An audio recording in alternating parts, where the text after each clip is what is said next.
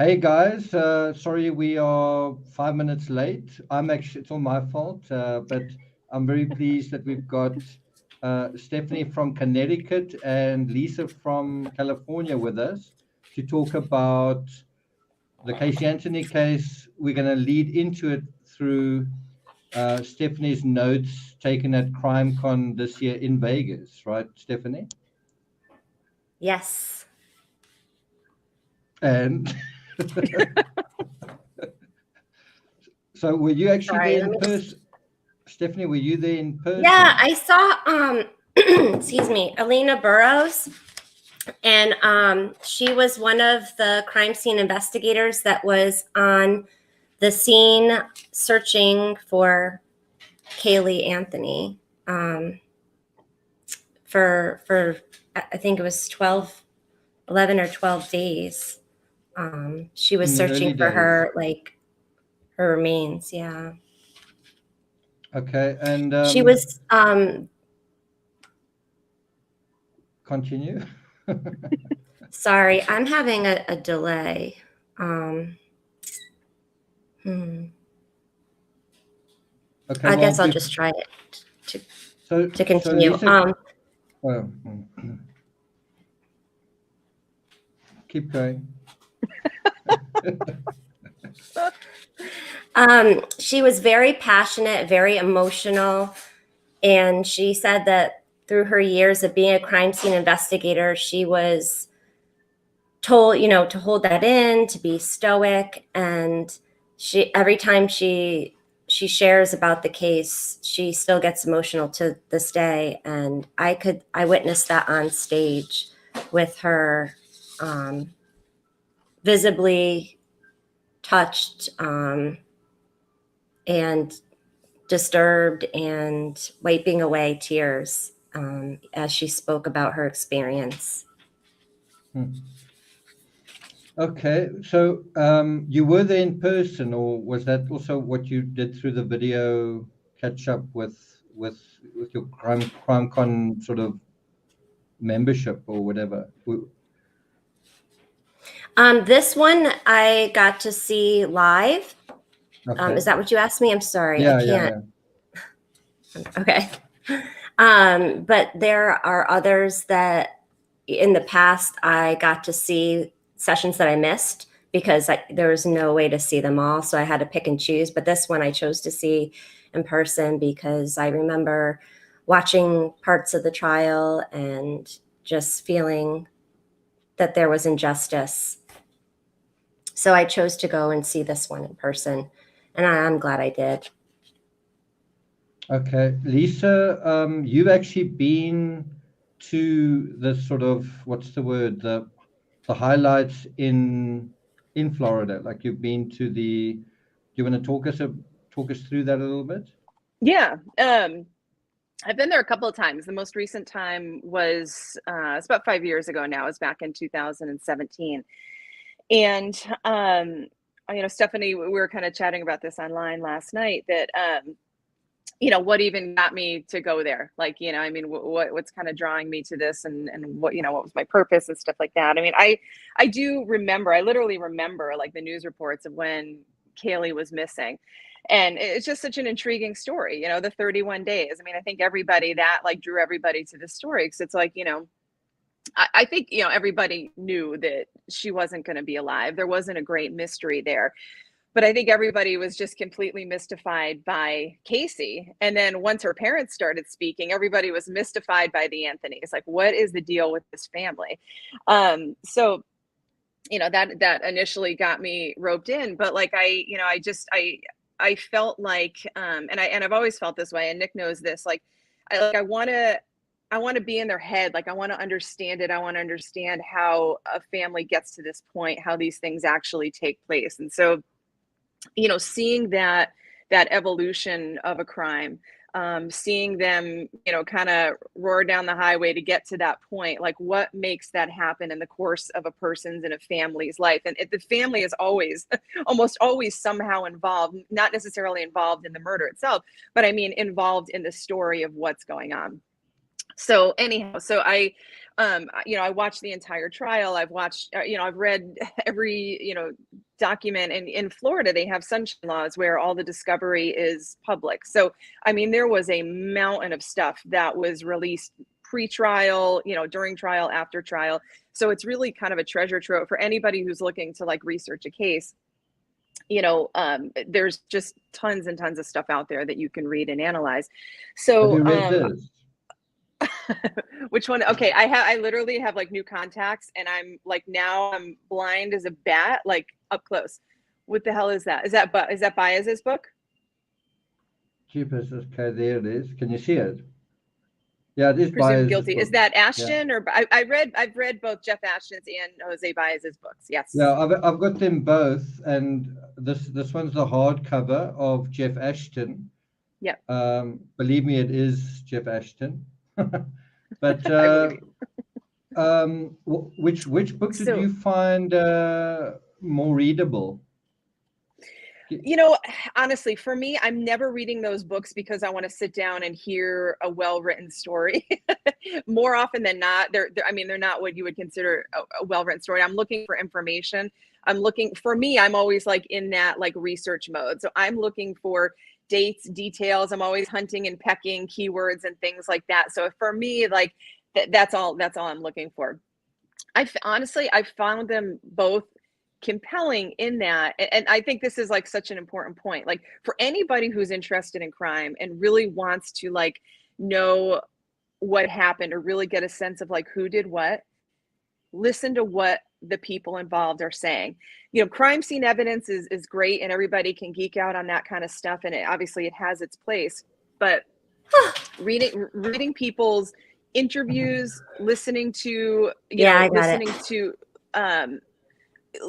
literally listening to every single thing they say on paper, in their writing, in their interviews, all of that stuff. And then like seeing how that progresses over time tells the story. I mean, in every case I've ever researched, for me, the most compelling evidence has always been in their words. So anyway, when I read those books, for me, it's tying together pieces of all this other information and either confirming or disproving what actually happened, if that makes sense. Yeah. So it's kind of interesting because I'm coming in from a different angle than like Alina is, right? Like Alina's whole life is looking at the actual physical evidence of a scene, which of course is immensely important. And I'm on the other side of it. And I think the culmination of both of those conversations definitely, help understand the case. I don't know if you can hear my dog, but I can. No, you will. I apologize. I'm going headphoneless or earbudless because mine were giving me echo, and that's what it was, because I can hear you guys great now. I couldn't respond because I couldn't hear you. Okay. Lisa, you're welcome. If you want to put your dog on your lap, if that's going to calm her down, you're welcome. You want to say hi?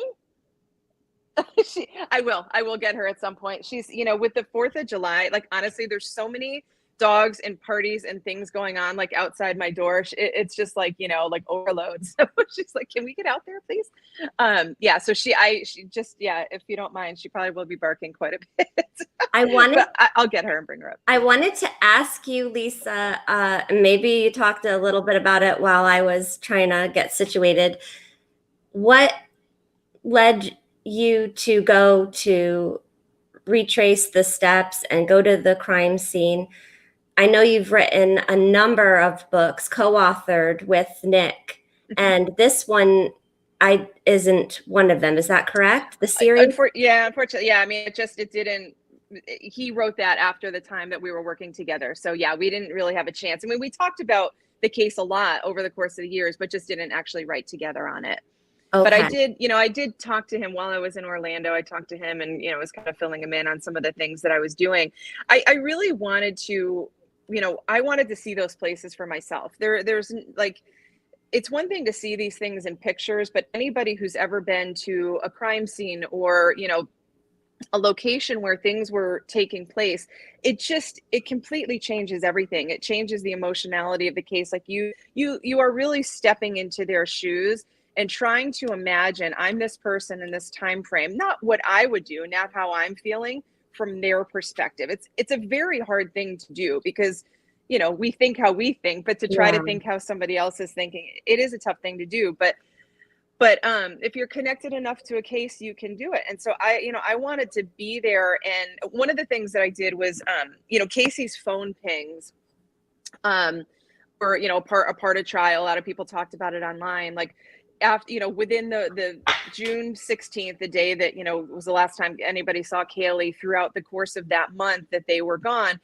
And in particular, in that first week that she was gone, Casey was kind of all over town. And so I wanted to follow her pings and see from my eyes what she was seeing, where she was going, and try to figure out maybe why she was going to those locations. So are you guys there? I lost your video feed.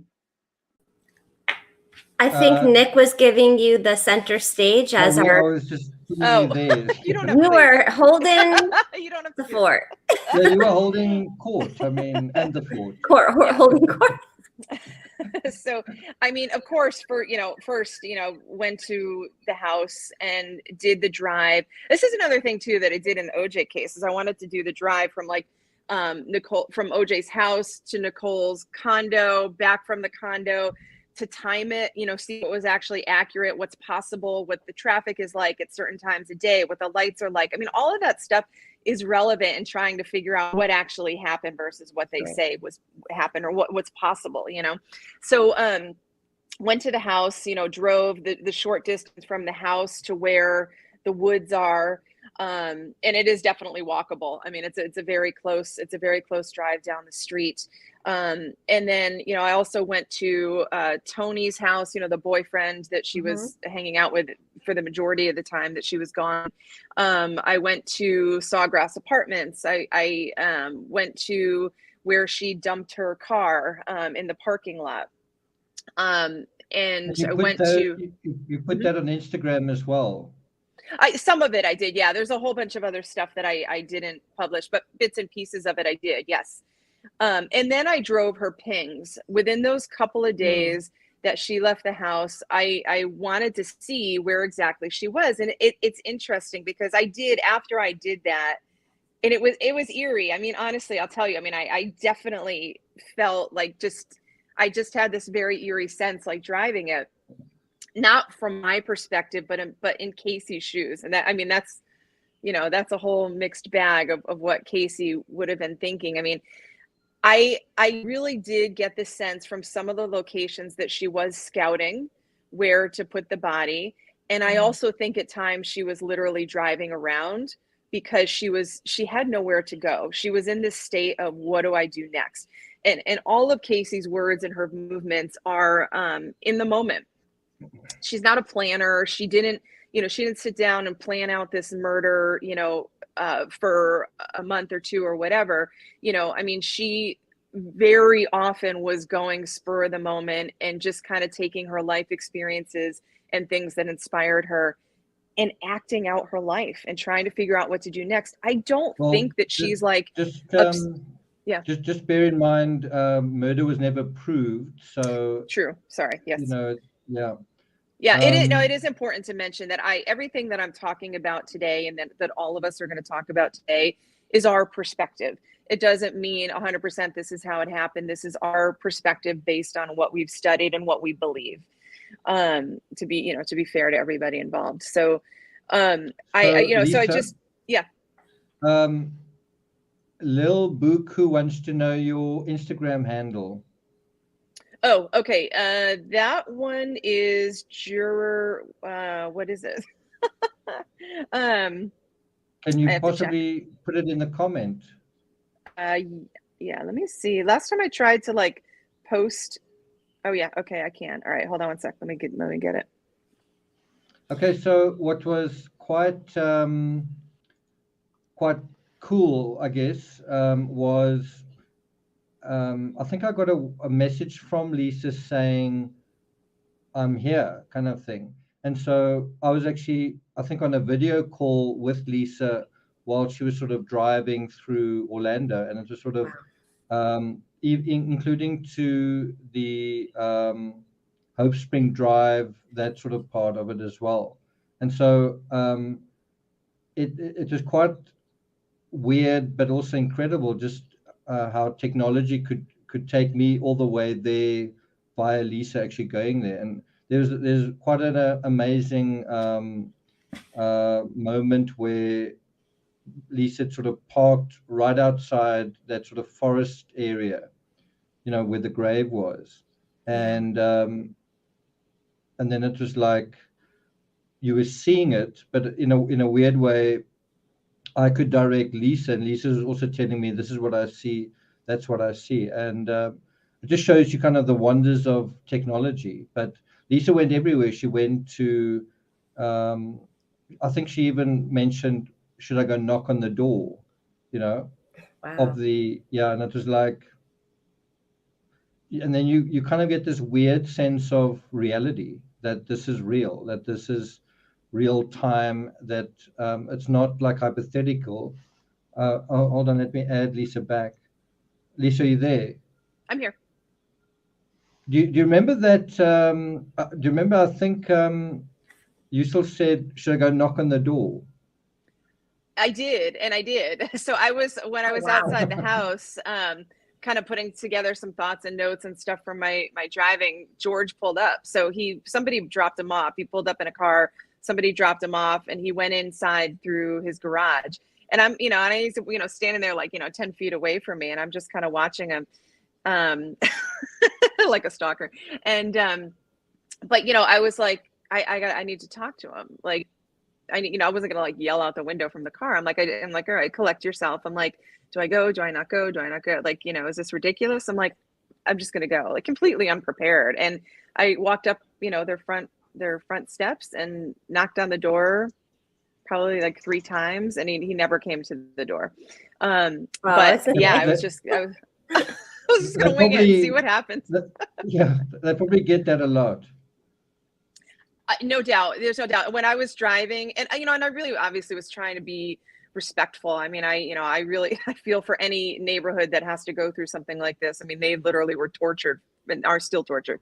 But I really was trying to be respectful and not walking all over people's yards and stuff like that. But I definitely, there was times, obviously I had my camera out in my car and stuff like that. And there were people looking at me like, just get out of here. You could tell their exasperation, like, when they would kind of see me coming. But I spent a lot of time down at the woods, and in the woods, outside of the woods, like looking at it from every perspective. And, I mean, Kaylee was left very close to the street, and it's really like, stepping there and actually seeing how close she actually was is shocking for a number of reasons. But again, I'm also looking at it from Casey's perspective, and I understand why it's so close, because those woods, I mean, a lot of them were trimmed back and cut back at the time that they investigated this case, and it's never grown back the same as it was at that time. So if you look at pictures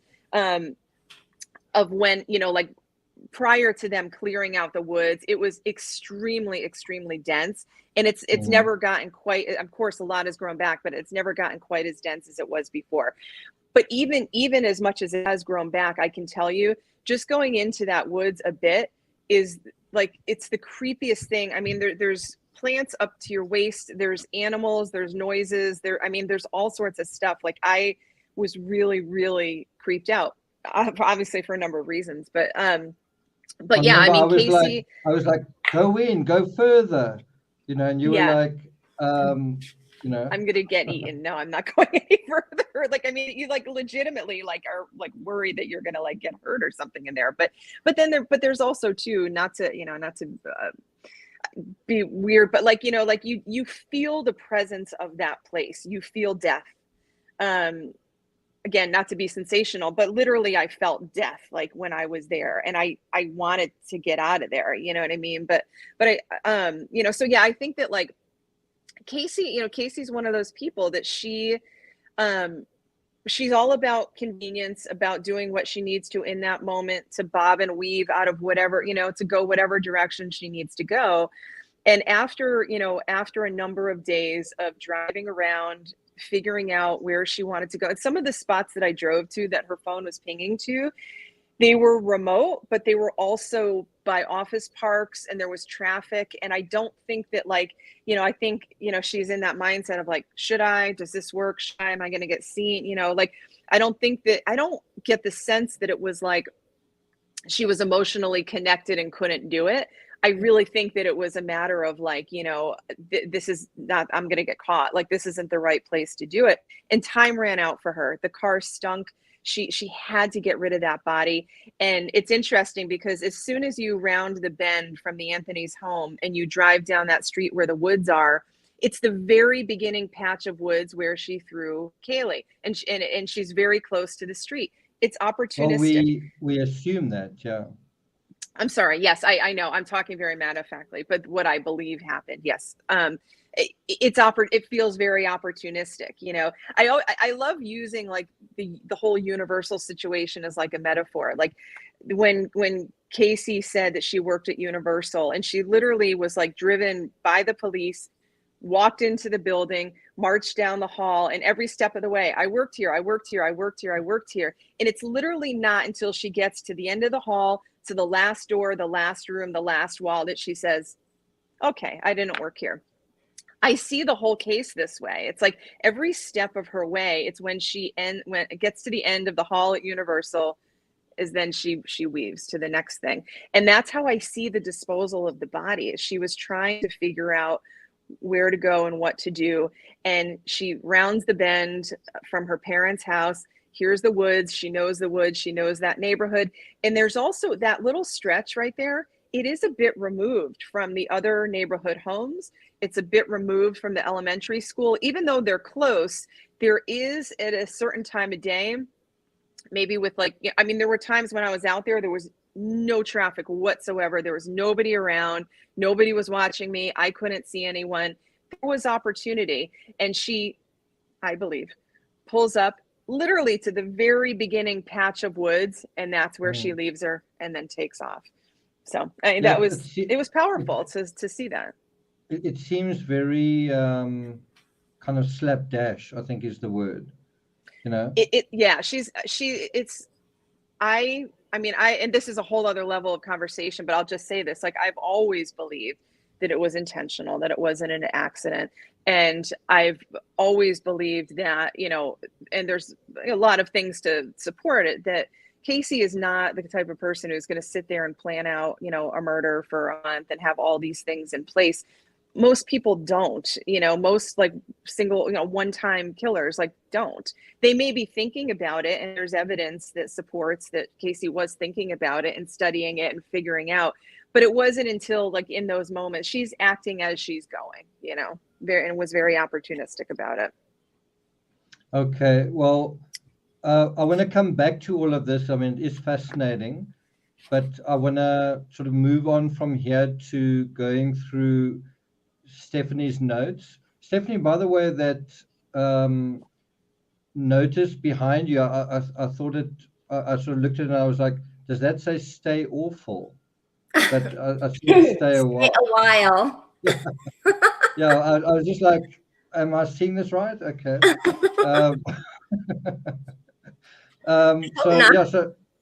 So we're going to, by the way, Lisa, I did put your Instagram in chat. So I just realized I put it in private chat. Sorry. Okay, but so Lil Buku, it is there. I didn't add it to you, but I definitely did put it up. So it is there. I don't use. I do have other stuff that I'd be happy to share at some point too. A couple of these video clips and pictures if people wanted to see more. I could provide that. Are you guys able to share screen, like on your StreamYard? I don't know. I don't want to mess with anything after my sound issue. I don't know. I don't have that option. Oh, don't you have that? Okay, because I'll probably do it at some point. I don't use this computer at all for social media. So when I click on Instagram, it sort of lets me scroll down sort of 4 or 5 lines, and then it says you need to log in. And so I can't actually show you guys Lisa's Instagram, which is a pity because it's kind of, there's some video there and so on. I'm still kind of figuring out StreamYard. I think the only way we're going to show these video clips is if I turn my speakers on, but then I've got to sort of unplug. Yeah. I was going to say, I'm sorry to interrupt, Nick. What I could do is I could go through, actually I was kind of revisiting them last night. I can go through that stuff and I can like give it to you, and you could do like a Patreon post maybe after the fact. You know what I mean? We can kind of outline for people some of the things that I saw. Because I mean, that is so, it really transports you there, and it does. It's quite incredible. Yeah. Robbie Robin was asking, do I think the body was just thrown or was a hole dug first? It was definitely just dumped and went. She didn't dig a hole. Yeah, it wouldn't have been possible. I mean, those woods are a disaster. And so, I also don't think she had the time. I think she got out of there very quickly. So one of the things I wanted to try and figure out, I ended up writing 2 books on the Casey Anthony case. I was actually busy with a third, Treachery. I think it was called The Veil of Tears. I think I was a third of the way through that book when the Chris Watts case happened. So I was sort of going to be dealing with the period of the. I actually thought the second book would deal with the entire search for Kaylee Anthony, but there was so much going on that I was like, wow, I'm going to have to do another book dealing with I think it was like from August till the end of the year, right? It was just like the amount of information that was available was just absolutely incredible. And so I thought, instead of just trying to rush this book, I will divide the search into 2 sections and just do it, proper due diligence. And as I say, then the Chris Watts case happened, and I couldn't help thinking, because of, and you could say it's projection or transference or something, but I couldn't help thinking when the Chris Watts case was happening, it was like, I don't know if you remember this, Lisa. We were talking about the Casey Anthony case, and I wanted to write about it, and you also wanted to write about it, and it was like, we need to bring out a book now because it's like the anniversary, right? And all of that anniversary coverage was taking place. Mm-hmm. And within that, the Chris Watts case happened. And what's the Chris Watts case about? 2 little girls that are taken somewhere and disposed of. And you sort of wonder, did that ping on his radar anywhere, or was it just a coincidence? In that sense of intertextuality. He could have been, Chris Watts could have been at Nicole Kessinger, and maybe, I don't know if Nicole Kessinger is interested in true crime, but even if she wasn't, if you have the news on, it's like, it's the 10-year anniversary of the Anthony case, and this, that, and the next thing, and this documentary is coming on. So you could be on a channel and they could just advertise the documentary, and that's pinging on your radar. And then that sows the seed in a way for that thought. But I just remember coming out of the Casey Anthony case, kind of being pulled out of it. Like, I didn't really want to leave it. I was in the middle of researching it and writing it. And like, okay, now it's the Chris Watts case. But then there was this residual thing of, did this case have anything to do with that? Or was it just because I was writing about it? So I've always had that concern, I must say. Yeah. I think it's possible. No, I think it's possible for sure that they have these intertextualities, as you've shared, where things that they've seen and heard play into what they're doing at the time. And I think that that's quite possible with the Watts case. And it does have a lot of that same feeling about the way that their mindset and the way that they were disposed of the children. I do agree. I think that, like, people, especially when you're in this moment in your life where you're at a turning point, and these people are having all sorts of thoughts about how to get out of their situations. Of course, they're aware of popular culture of things going on at the same time, and I'm sure it impresses upon them. In the John Bonet case, OJ was happening.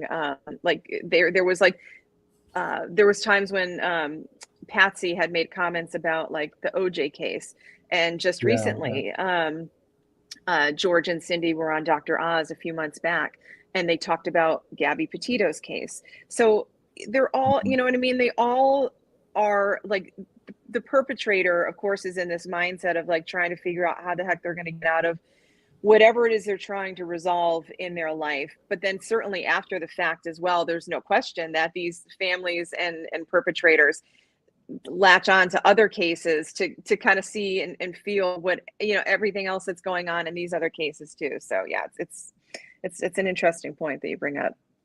In the Gabby Petito case now, Gabby and Brian left for their van life adventure yesterday, a year ago, so the 2nd of July. And the 2nd of July was 2 weeks into the Summer Wells case, right?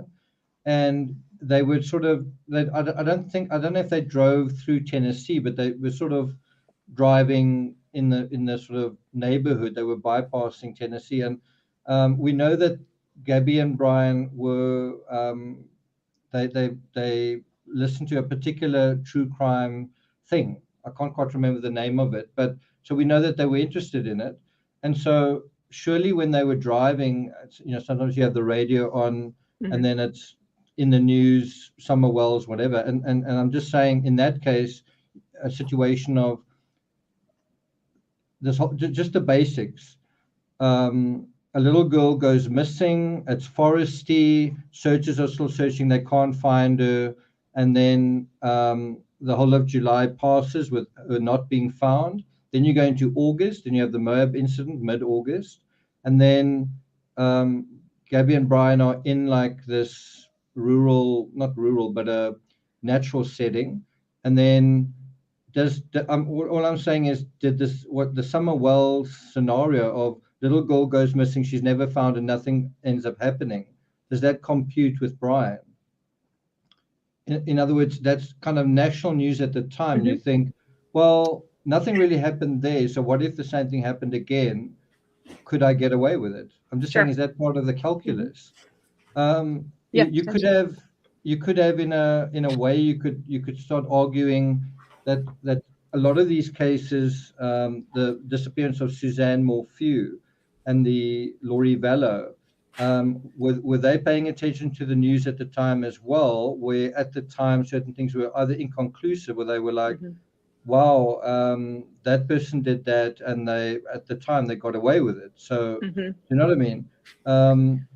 And also potentially influence from movies and books.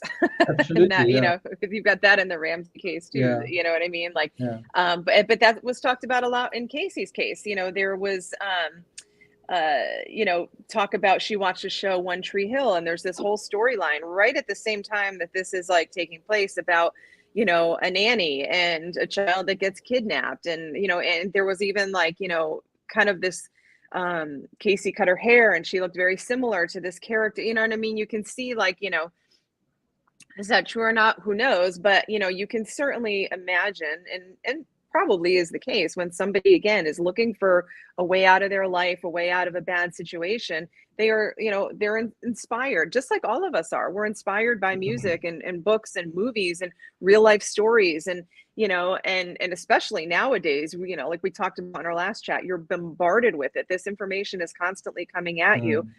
I'm quite sure these people draw from that. And certainly Casey was absolutely the kind of person who molded her life around everybody and everything else. It wasn't like herself.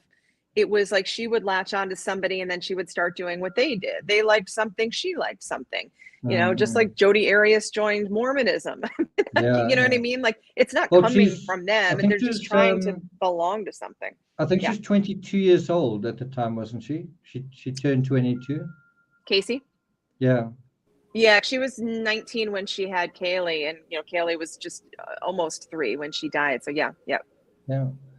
So I mean, Gabby Petito was 22 when she died, and I'm just saying, if you take some of these people, Amanda Knox was, I think, 21, Gabby Petito 22, Casey Anthony also about 22. What is happening is, well, these people are forming their identities, and it's a period of risk and reward and danger. And I mean, all of us have been there. All of us were 22, and we did some crazy things. Some of us did extremely crazy things and got away with it. I don't mean necessarily criminal things, but I can tell you one thing I did that is pretty crazy. I was in the Air Force. I was only 18 years old, so I was really young going into the Air Force. And at one point, I was driving home every weekend, and just because I was an idiot, there was a particular section of road, sort of off the main highway, just sort of a highway off the highway, but kind of a quieter road. And I would sometimes be driving that at night, trying to get home. And I just started challenging myself. Do you think you could ride this? Because there was no traffic there, no lighting. And I would start challenging myself. Do you think you could ride this road in the dark? Right. So it's out in like on farm roads or whatever. So there's no light. So you turn your car lights completely off at night, and you can't see anything in front of you. Now that is incredibly stupid. But you know, when I say I got away with it, I don't mean like, I just mean you do something in the folly of youth, and you don't pay the price, and somehow you wake up and realize, okay, don't do that again. But some people don't, right? Well, and then add to that entitlement. Talk about doing things that are incredibly stupid, but now add to that somebody who has never had to pay, you know, consequences for anything. I mean, we're gonna go into a couple of these things as we talk today, about, you know, some of the things that kind of like the backstory of the family and how it does not add up whatsoever of what they portrayed to the media. That, you know, Cindy in particular got Casey out of everything. And the more you entitle somebody, the more they will do. Okay, she's like, yeah, she's a good example of that. So we're going to come back to that. I want to move on to CrimeCon, but before I forget, something like while you were talking about the shows that Casey was watching, something that really struck me was Survivor. I think it is, I think, what was it, season 16? Can you remember, Stephanie, from Treachery 2? I don't remember which season it was, but it was going on the same time. Yeah. So I don't know if you guys remember, Casey went on to, I don't know if it was Cupid.com, but some other dating site, and she provided her, you know, her interest in her bio, and part of it was Survivor, and she thought she would do really well on Survivor, right? And so at the time that, I think it was season 16, but it's the one where Poverty won. And Poverty actually resembles Casey Anthony quite a lot. She's got the same, I don't know, there's something very similar about her. And that was a show that started with another member of the cast of Castaways, who on the very first day suddenly got this weird thing of, I have a child, I shouldn't be here, right? And then he went back. I think he sort of voted himself out. It was just like, I have a child, I've just realized I can't be here. What's my child going to think of me? And then he went back. And then that came up right at the end in the reunion as well. Like, what is that all about? And then it came up, this idea of, if you want to go on Survivor, you've got to forget about family. You've got to lie, steal, and everything else. And everything is, if you want to play the show and win, then you've got to put everything in it. You can't worry about your kid, kind of thing. And you sort of wonder, did that psychology play into Casey Anthony's thinking at all, right? And then you had Poverty. The other side of it was, there've been a couple of Survivors. I'm a huge fan of Survivor, and I've watched a lot of them. But this particular season was unique, where there were a lot of beautiful women on it, and the beautiful women sort of dominated, right? In other shows, often the beautiful women are either voted off, or sometimes someone falls in love with them and then they both get voted off. But for whatever reason, I don't know, it's often the person that you don't even notice that sometimes wins Survivor. They sort of fly under the radar. But in this one, it was like the most prominent people, the most loudmouth people, just dominated, and then they won it. And anyway, I think I was watching it while I was writing the book, and I was like, "Jeepers, this is incredible." And I still got book reviews where people were like, "I can't believe that I'm reading about Survivor. It's ridiculous." And it's like, no, it's ridiculous not to think about it. It does seem like there was a theme throughout Casey's short time that she had Kaylee, and she was always thinking that she was holding her back from doing the things that she wanted to do, which was hang out with friends, party, be with her boyfriends. She was still quite young, but she didn't want the responsibility that came along with Kaylee and having to be a parent. And I think that relates to that person that was on Survivor, because it was the same situation, except that parent chose to go home and be with their child, and Casey didn't make that same choice. Well, it seems like she didn't, but the feeling you kind of got was that guy was a loser by going back to his home and doing like the right thing. He was lame and he was a loser. You know what I mean? Yeah. And if you're a winner, you think about yourself, you outwit, outplay, you lie, and that's the way to do it. And Till lies constantly, and you can kind of speculate, and you can say, so that's the way to win Survivor. Is that the way to defeat justice as well? To apply the survivor psychology to the court? Because to me, what was crazy about the Casey Anthony case was, Lisa will know this, I was sort of schooled in the Oscar Pistorius School of Law, which is, if you tell one lie, then it's very likely you committed murder, right? Do you know what I'm saying? Do you remember that from, is it Shapiro that said that in the O.J. Simpson case? He said something like that. Yeah, I remember that interview you're talking about. I remember it, but I don't remember exactly what he said, but something to that effect. But he said something along the lines of, as a defense attorney, if your client is, for example, accused of murder, then if you get caught on in one lie, you're going to be found guilty, right? That's the school of legal whatever that I kind of got schooled in. And then you sort of apply to the Casey Anthony case, and you're like, lie. It's like, and then you sort of wash it all away, and you say, well, it's all nonsense. Shrug. What does it mean? And so anyway, the last thing I just want to say before we go over to Stephanie is, when I wrote Treachery, the question I was kind of asking is, where did this come from? Like, what makes someone start telling lies? Where does this culture of mendacity come from? How does it manifest, and how does it fester, and how does it become like this lifestyle, a lifestyle of lying? Where does that come from? And not so much, I didn't want to like see it like with Casey. I was trying to think, what's the culture that surrounds that? Where does this come from?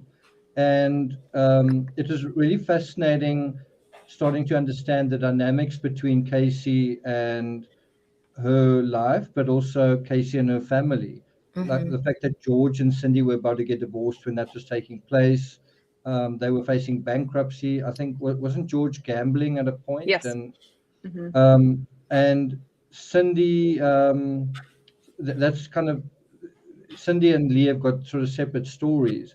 But I mean, for me, one of the most astonishing things about the entire Casey Anthony case was Casey's pregnancy. It's like her family didn't seem to know about it, and then you wonder, did they really not know about it, or what do you think about that, Lisa? Yeah, I know. I mean, I don't believe them in terms of that. So let me see how quickly I can say this. You know, I can be really long-winded, and I'm going to try not to be that way. But it's a couple of points I want to make. I think that one of the reasons that I think the prosecution failed is because they did not have a motive they didn't have the motive completely right. So of course there's an element of Casey wanted her freedom. She wanted to do what she wanted to do when she wanted to do it. That's a minuscule part of what was actually going on. There was an absolute powder keg of what was going on in that family, and Casey had run out of time. Kaylee was getting older. She could reveal the lies. There was some very fractured stuff going on between Cindy and Casey in regards to finances and stealing and very serious illegal activity. They were, George and Cindy had filed for divorce. George was gambling. He completely used up all of their family's 401k. They had to take multiple mortgages out on the house. I mean, it literally was a disaster at that house. And so there's a couple of points that we'll make as you kind of walk through, you know, what Alina says, and then we talk after that. There's a couple of points that Nick and I had talked about previously that I think are important to make here. Nick, I think it's really, really brilliant that you want to do this by focusing on the family's lies, not Casey's lies. Because I mean, this would have to be like a week-long show for Casey's lies, but it probably could be for the Anthony's lies too. But their lies actually tell the whole story. This is a story of self-preservation and family preservation. Survival, there's no question. Survival from all of them in their own ways. And so there's some things that very specifically that I want to talk about that, like, you know, that Lee said on the stand, some things that Cindy has said, some things about July 9th that I want to bring up. And I think it's going to paint this picture of a family that bonded together to prevent Casey from getting the death penalty. Frankly, I mean, that was the death penalty was really a game changer in this case. I still think had it just been, you know, life in prison, I still think that they would have lied. But certainly their desperation and their need to get Casey out of the death penalty was one aspect. The other was very much family preservation, because there's a lot of garbage in this family that they never wanted to be public. And so they've, you know, anyway, I'm going off on my tangent. Sorry. Okay, so let's move over to CrimeCon. Stephanie, I'm going to give you the floor. You're going to hold court now, and I'm going to give you full screen. So we're still here, but we're going to be listening to you. Okay, sure. So I got to see the CrimeCon session with Alina Burroughs, and she described Crime Scene Confidential, which is a show that she hosts and goes through cases that she's covered and is figuring out. And she describes their focus to examine the evidence through the eyes of the people that work these cases. So that is kind of like the opposite of what Lisa was saying when she was visiting there, trying to be in either the perpetrator or the victim state of mind. She's coming to show you what they're thinking as they analyze the physical evidence. And she describes being a crime scene investigator as a passion for the science of solving crimes. And it's a pretty unusual, again, maybe not so much anymore, but she said that it is a mostly female-dominated job. And she shared a little bit about her background, and she shared that for 12 years, she processed hundreds of horrific crime scenes. She was born and raised in Orlando, so that's another reason why this case hit her so hard and resonated with her as she was working on it. In 2008, this case changed her life, and that was of 3-year-old Kaylee Anthony. She shared, I think, of my empathy as a superpower, because when I come to the scene, I also feel things my victim feels that helps me to feel things that the suspect felt. Forensic evidence doesn't lie. When victims are left without a voice, only the evidence is there to speak for them.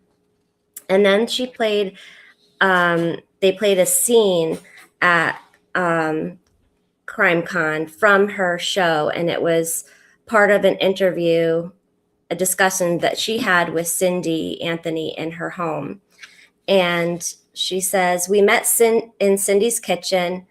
We looked at photo album pictures of Kaylee, and we talked, and I answered questions that she had about the case from a forensic standpoint. So she was building a rapport with Cindy.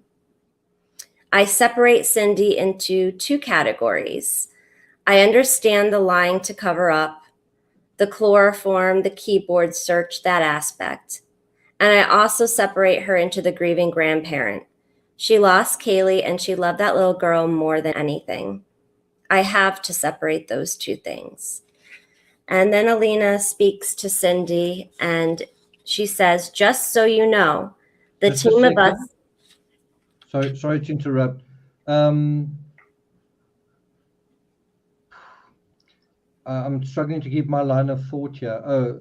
So something that I want to just bring up here is, do you guys remember that in the initial days of the investigation, so Casey's arrested, and I think she has a hearing right in the beginning as well. Do you guys remember when they were asked, by the authorities asked Casey and also Cindy and I think also George, and I think this included even the early CNN interviews. Do you guys remember they were sort of asked, how long has Kaylee been missing? When last did you see her? And they initially said June 9th. Do you remember that?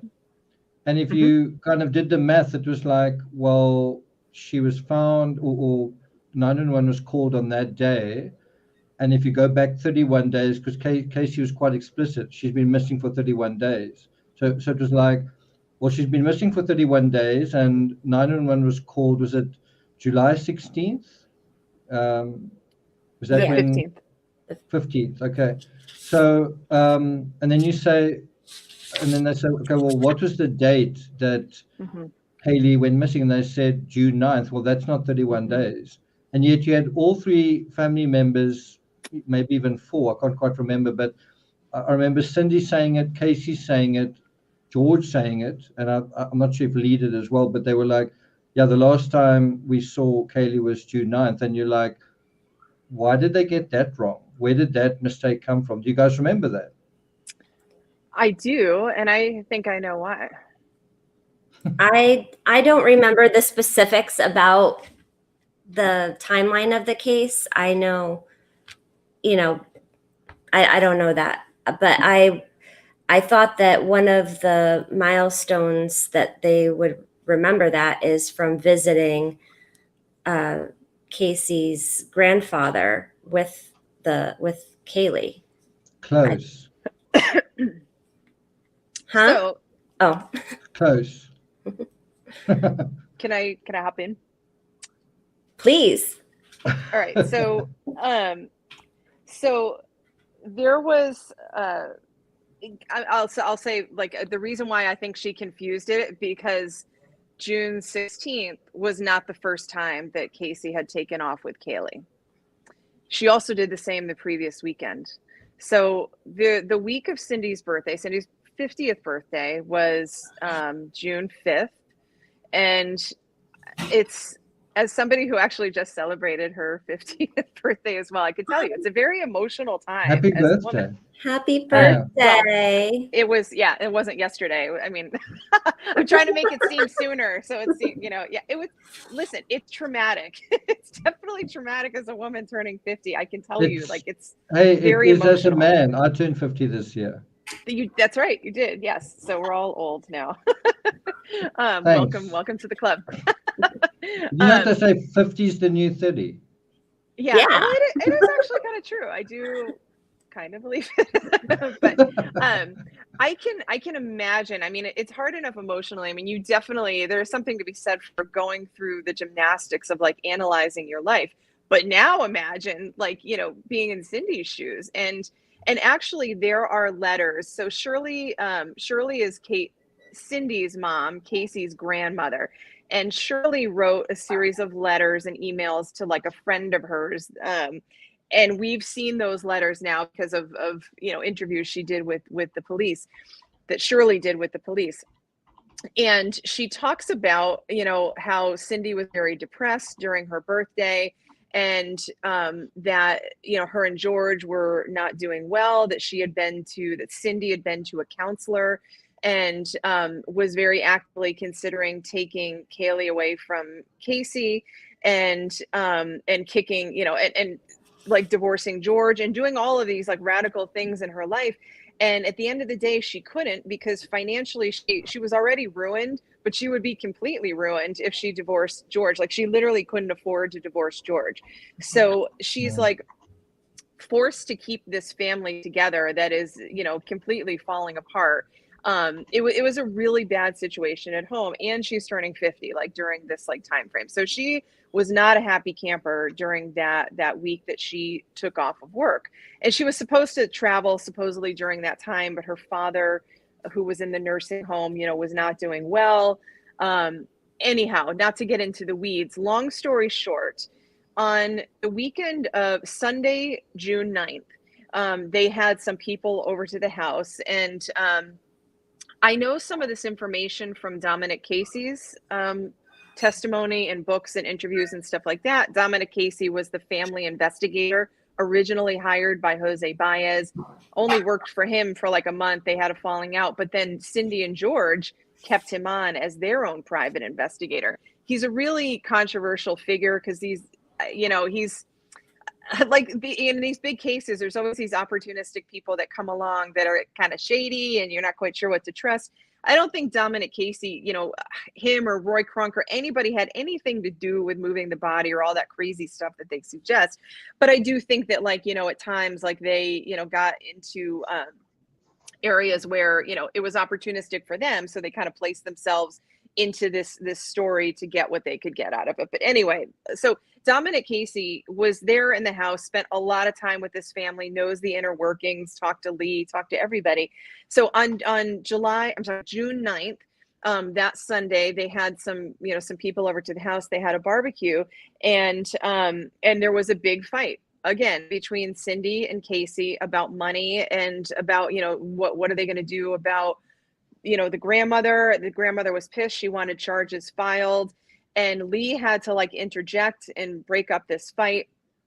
That night, you know, they all went to bed pissed off. Casey took off the next morning. She didn't tell anyone where she was going. She went out. She had lunch with Lee. She went to Ricardo's. She spent the night at Ricardo's house with Kaylee and just completely blew off the family. Essentially did what she did the following Monday. After, on the heels of the fight, she took off with Kaylee and ran. So this wasn't the first time she had done this kind of behavior, and the family knew that. They knew that. Yeah, well, and so Cindy's confusing these two scenarios. Yeah, so why I think it is so interesting, and this is like also coming back to the family dynamic, is why are the family all thinking the same thing? Well, isn't it because exactly what you're saying is everyone in a family remembers something like a 50th birthday. If it's mom's 50th birthday, it's a big deal. And if mom's not happy, and I don't think Cindy was happy, Cindy wanted to have this big, as a lot of people who turn 50 do, a big kind of celebration. And it was kind of a letdown, a disappointment. Instead of it being the celebration, it was this catastrophe. And then after that, Kaylee disappears, right? Not permanently, but that is how they remembered it, and they sort of mixed up the details after that.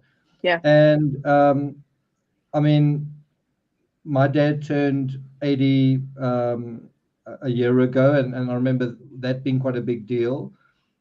My dad turned 81 just about a week or two ago, and there was all sorts of fussing around with that, and actually also quite a lot of drama. All I'm trying to say is the family remember those details in a very specific way, whereas you or I would be like, yeah, maybe you had a birthday, so what? But I'm just saying it's very, very significant that they all you do remembered remember for sure. Yeah, they all remembered it as 9th of June, and then there was like this wake-up call quite a long time later. Oh, no, it was actually that. And that's one of the things that people often don't remember when you try and remember the trial, or when you remember the chronology. They remember like the last thing that was said. They don't remember the thing that was said before that actually contradicted it. And that's why a narrative is so strong, is when you go through it systematically, chronologically, you see how the story evolves, how the final, like when you are on this side of time, you say, okay, well, what happened? And you look back, well, then you get the latest version. But you don't go further than that and say, what was the version before that, before that, before that? How did this story evolve, right? Mm-hmm. And that's the part that the person who writes the book and the narrator putting together the narrative figures out, compared to the reporter reporting it once off, or even someone making a documentary. It's so, you've got an hour to tell your story, and it's got all these little ins and outs, right? You can capture that in a narrative in a book. You can't do it so easily, mentioning all of these, fluctuations. Okay, so Lisa, before you respond, I can see you getting ready. Let's go back to Stephanie, and let's go into the rest of what you've got to say there. So there's definitely a pattern of family lying and covering up for things, as Nick and Lisa shared. And even Alina had to separate that when she was speaking with her, to get on a more personal level with her, relate to her as a grieving grandparent. And she says, Alina says to Cindy, and this was a conversation they had in person, just so you know, the team of us that were out there did not want to leave. And Cindy responds, oh, I know you didn't want to leave until you found every single one. And that was the way she said that was referencing her granddaughter, Kaylee's bones. She says, I remember. And Alina said, we had an obligation to her too, and to your family, to bring her home. And Cindy says, and believe me, I appreciate that. I really do. It means a lot. And she doesn't seem, in the clip that I saw, all that distraught. It almost seems like she's trying to distance herself from the conversation that she's having about what are Kaylee's remains. And Alina says, we didn't want to leave any of her in the woods because as crime scene investigators, we can't always bring them back, but we can bring them home. And then it switches to a clip of Dr. G, who is a medical examiner. She had her own show. I've seen some of it, and she testified in the trial. And the clip that they showed of her, she's an Orange County medical examiner, is in regards to the manner of death ruling. And they just show her with the question, what kind of accidental death has duct tape? And then it goes over to Casey Anthony's co-counsel, Dorothy Clay Sims, and then she gives a quote and says, there's no history of Casey being abusive to her child. Alina then addresses us again and says, which is what Nick pulled everybody on, I thought the case we brought against her, Casey Anthony, was strong. And then she talks about her involvement in the case.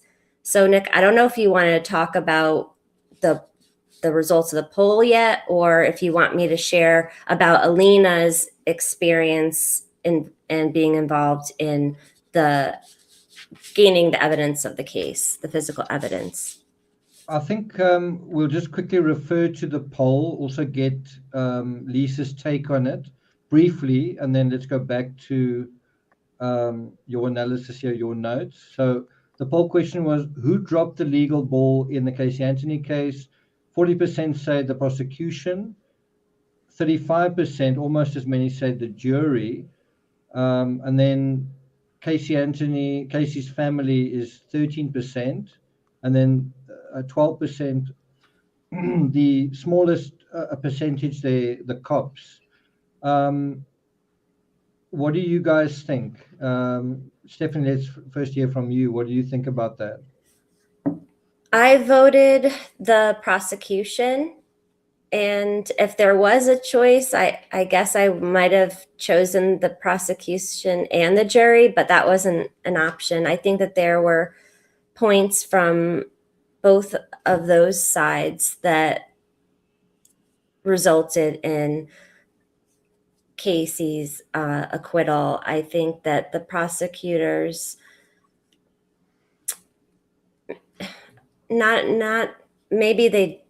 I think that maybe it was the charge that they didn't, that the jury was confused on maybe what they had to decide to find her guilty. So I think that there was confusion there with them. Sort of a all or nothing thing with them, just like she's either completely guilty or completely innocent. There was no gray area. Yeah. So, but I think that if the prosecution had made it as clear as it could be, then maybe the jury would have been able to make a different decision. Or there is also knowledge that it could have been a hung jury. So why wasn't it? Because now we have the double jeopardy where someone can't be tried for the same for that crime. Lisa? So, I mean, I do put it on the prosecution. The, the defense, as much as I, dislike Jose Baez and literally everybody else on the team, did a great job. They did a fantastic job, and they had a gold mine in front of them because they utilized this family that, rightfully so, nobody trusted. So, I mean, they did a perfect job with what they had. And this is something you see a lot of times at trial is the defense will play to the jury and will tell them that if you, and again, what's at stake here? A 22-year-old, well, at the time she was 25 because it took 3 years to go to trial. A 25-year-old woman is going to be put to death. I mean, there's nothing more serious about, I mean, that's the most serious decision you're ever going to make in your life. And so you better be damn sure that this person did exactly what they're saying she did. It doesn't make sense to say that this girl killed her kid because she wanted to party. That's not the story. And the prosecution definitely failed in not bringing in more information about the reality of this family. It's a slippery slope because there are certain things you can say and you can't say in court. And there's a whole bunch of hearings that take place before that to determine what's admissible, right? You can't just bring in every, dirty piece of their background and then have that be the case, so it is a little bit complicated, but there's a couple of juror quotes that I want to read. And it really, the defense knew this jury. They studied this jury. They knew exactly how to play to them. The prosecution was too cocky. And the jury actually said in interviews afterwards, we didn't like Jeff Ashton. He was arrogant. We didn't like that. Jose Baez talked to us. He was friendly to us. He wanted us to understand, and it makes me cringe, but at the same time too, he understood the jury. And it really does frustrate me when a prosecution goes into a case and thinks that they're, Marsha Clark did the same thing with OJ. Like, they think, we got them. How in the world can anybody actually explain this, explain away this mother not calling the police for 30 days when her child is missing? I mean, it would have to be one heck of a whopping story. Well, guess what? It was, and it worked. But it really, at the end of the day, it's because the prosecution was too cocky and the defense knew exactly what they were doing and exactly how to play to the jury. So the jury foreman was juror number 11, and he basically, was quoted saying, George and Cindy Anthony's testimony was problematic. So that begs the question, was it intentionally problematic? Did Cindy and George make it problematic? Or, you know what I'm saying? Like, what, I think that's an interesting aspect of this case to try to figure out.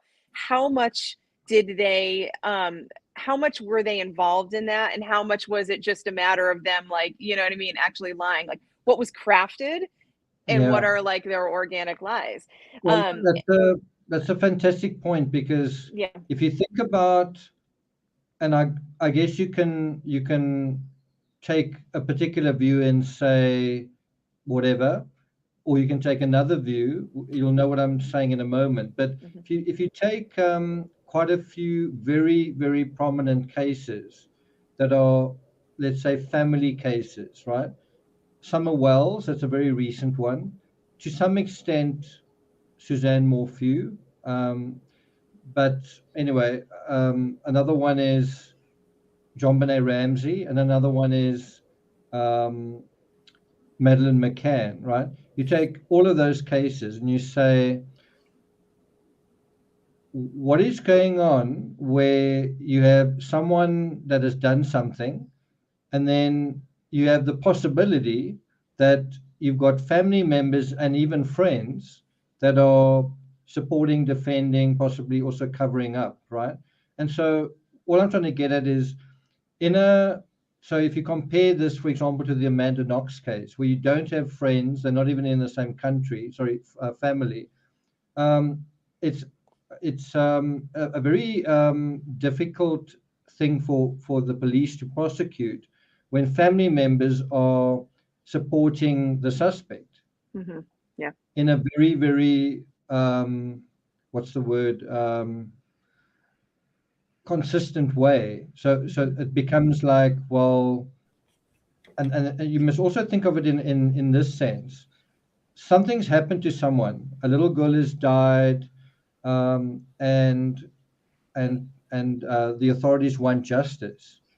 But then the people closest to them aren't, you can say, they aren't helping, or they aren't very good witnesses, or they're to some extent frustrating the investigation. And if you, for argument's sake, say the police are on the right track and the police are justified in believing what they're believing, and then the family members are providing alibis and providing scenarios and so on, you sort of have the situation of the people closest to the victim are not helping the victim get justice, right? And then you have this strange situation of the police almost being outsiders to this. It's like, we don't want justice, we don't need justice, we need just to move along with this. And so you almost get the sense from the police of like, well, we're getting a lot of pressure from the media, we're getting a lot of pressure from the public, but why bother when the people closest to this are making it basically impossible? You know, our hands are tied, right? Do you know what I'm saying? Absolutely. I think that's a good example too. Or family cases like this, where the people at the center of it are, I mean, I think an interesting case taking place right now is Summer Wells. Why is that case so hard to do anything about? And if you think about it in a very basic way, surely Don or Candace or one of the boys there should be or grandma should be a witness. And then if you say, well, none of them are actually a witness for whatever reason, well, then what are you left with, kind of thing, right? That's the debacle you end up with. And in the Casey Anthony case, it comes to the fore in quite a strong way. I don't want to want to get back to Stephanie, but I want to just give my feedback on this poll and then get Stephanie's. I think the answer here for me is Casey's family. So, who dropped the legal ball in the Casey Anthony case? Casey's family could have said what the let's put it this way: Casey's family could have portrayed Casey in a particular way, and they didn't, right? In a truthful way, yeah. They could have told the truth. And a good example of that is, wow, there's a search on the Anthony computer at home for things like how to make chloroform and foolproof suffocation, and then did Casey search for that? No, Cindy did.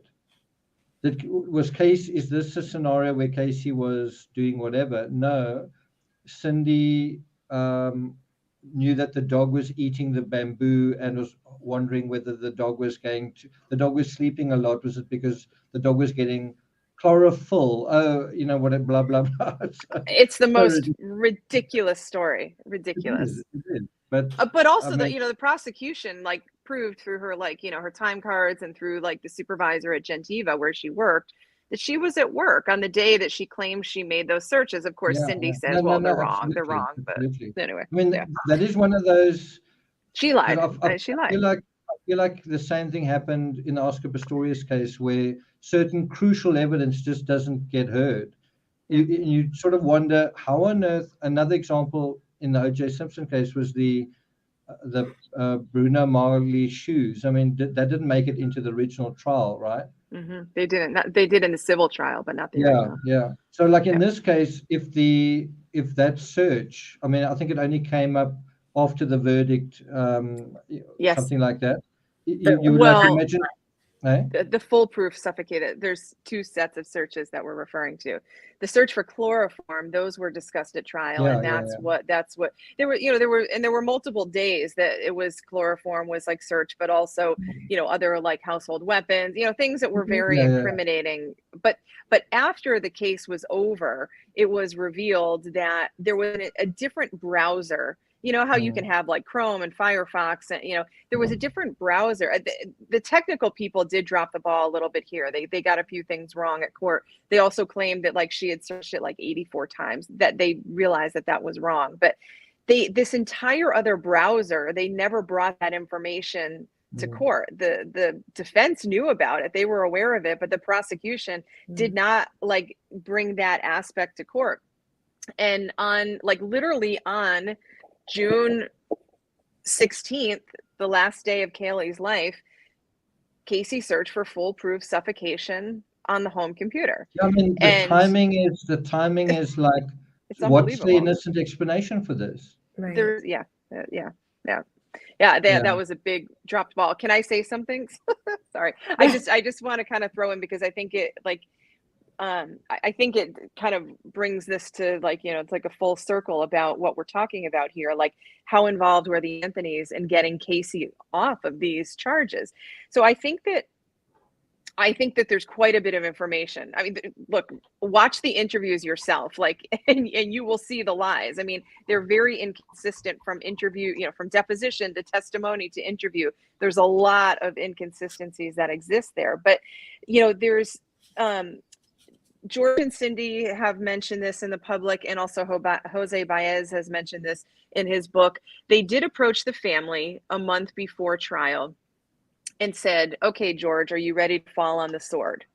It was, I mean, there were definite conversations, there were documented conversations that they came to the family and said, George, you're going to be you're going to be the guy. We're going to use you. You're the fool guy. Yeah, but I will say though, I think much sooner than this, Cindy rallied the family and said, listen, guys, we are going to protect this family, not just for her, but for us. They're not going to know about the inner workings of the Anthonys. You are not going to admit this. You're not going to admit that. Yeah. And you can see there was a civil deposition of Zenaida Fernandez Gonzalez, a real one that actually exists in real life. Obviously not Casey's Zenaida. There's someone who blogged. Was it the blogger? let me just finish this thought. Hold on, because I don't want to. It goes off in a lot of directions. I don't want to confuse the crap out of everybody. But Casey claimed that Zenaida lived at Sawgrass Apartments.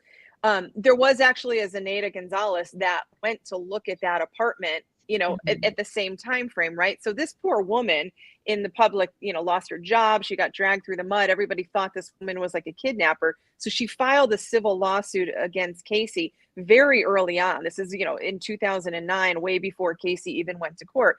And the family was dragged in to do depositions. So Lee, Cindy, George all gave depositions. They're incredible to watch. I mean, the family, not Lee so much, but Cindy and George are so defiant in those depositions. But there's so many things that they deny, that they flat out deny, which are absolute lies in those depositions. So very, very early on, there's evidence that this family rallied and said, we are going to protect this family. They're not going to know our shit. We got to get it together. But now fast forward to, 2011, when the trial's about to take place, Jose did go to the family and said, listen, George, you're going to take the fall. And he also said, we're aware that you were like abusing Casey. And he describes in his book, this moment where him and Shani Mason, the co-counsel, sit down with George, and they describe George as just sitting there in the chair, looking down, listening to them. And, we know that you were abusing Casey, that you were, having, sex with her from the time she was a young child, blah, blah, blah, whatever. And they claim that he just sat there and listened quietly for, however long, a minute. And then finally just slaps his knee and looks up and basically says, what else did she tell you? And so, Jose's interpretation, at least this is what he's saying in his book, is that, how in the, if this guy didn't abuse his daughter, there's no way in the world he would respond that way. Anybody would fly off the handle, be like, what are you talking about? This is crazy, but whatever. And he didn't do that. So my understanding of all of this is this.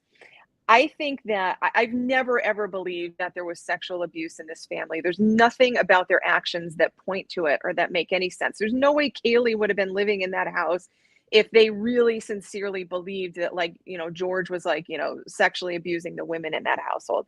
I think that, again, in light of the fact that the family was willing to go a certain extent to help Casey, I think that what they were now suggesting at this next level was way beyond anything that they were willing to do. So in George's mind, I imagine George sitting there listening to this, holy shit, this is where we're going with this. I sexually abused my daughter. And so his response there, what else did she say? Okay, what now? What else is she, you know what I'm saying? That exasperation. And and you see this in his, he wrote a note to Casey a couple days after that. And it's basically why are you doing this to your mom? Why are you doing this to Lee? Why are you doing this to me, to our family, blah, blah, blah. So I think that, I think that that Baez definitely took it a step, way too far than what they were willing to do. And how I want to wrap this up is what Lee Anthony did on the stand. To me, this absolutely, I think proves what my feelings are about this. We wanted to play this clip for you, but I don't think you're going to be able to hear the audio of it. But when Lee Anthony was on the stand, and the second day he was on, he was being questioned by Jose Baez. And he gets extremely emotional when he's talking about Casey's pregnancy. So, Casey got pregnant when she was 19. She didn't tell anyone, but she, over the months was visibly pregnant. The family claims they didn't know about it. They obviously knew, but their weird family dynamics, everybody's tap dancing around it and not, telling lies to their family members about what's really going on. Lee is telling this story on the stand, and you can see Lee's a very, very non-emotional guy. Any other interview you ever see of him, not only is he non-emotional, but he has that kind of that laughter, almost like that, nervous laughter or whatever, but he's very, very chill, never cries, never loses it. And he was really, really upset on the stand when they asked him to talk about his sister's pregnancy. And he says the reason why he's upset is because his mom and his sister excluded him from this family moment, this important family moment. And he felt like he was being, you know, kind of like kept on the back burner, and it really upset him. And while that may be true, his response to it doesn't make sense. But if you listen to what Jose Baez is asking him, this was the moment that Lee was supposed to say, I'm upset because of what my dad was doing to my sister. And he's leading him and leading him and leading him, and the prosecution is objecting the whole way.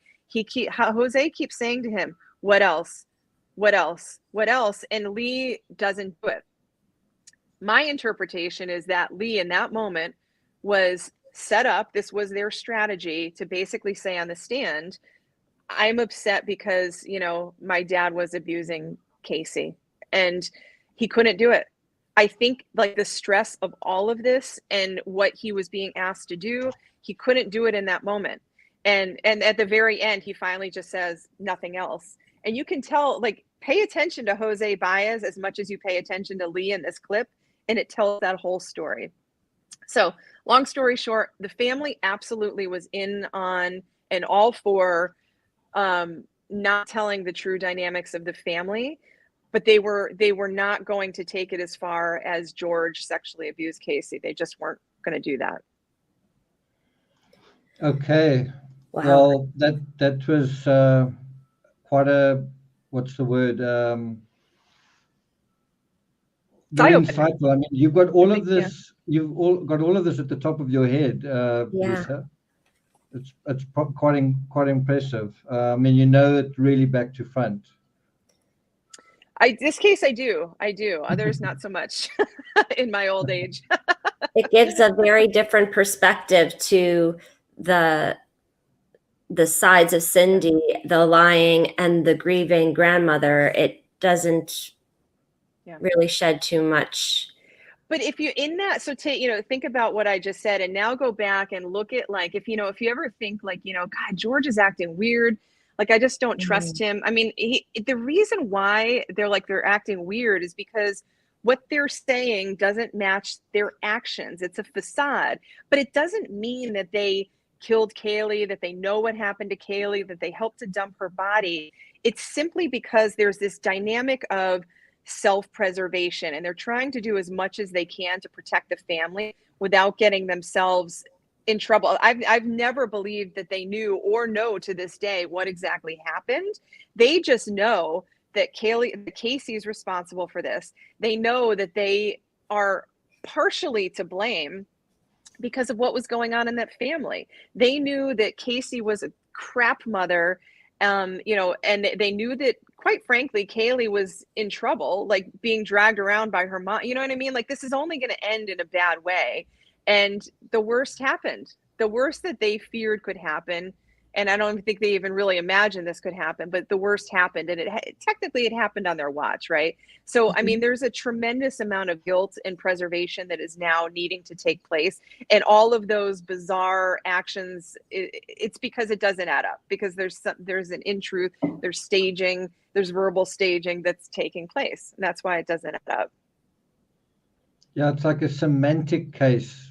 To me, the entire Casey Anthony case is like a semantic case. And if you... I'm here. I'll be back in 1 second, but I'm here. Sorry. If you aren't sensitive to that, then it's not gonna be something you're going to be able to solve. So I must say, Stephanie, when Lisa said that thing about the prosecution, actually, they overlooked the browser aspect.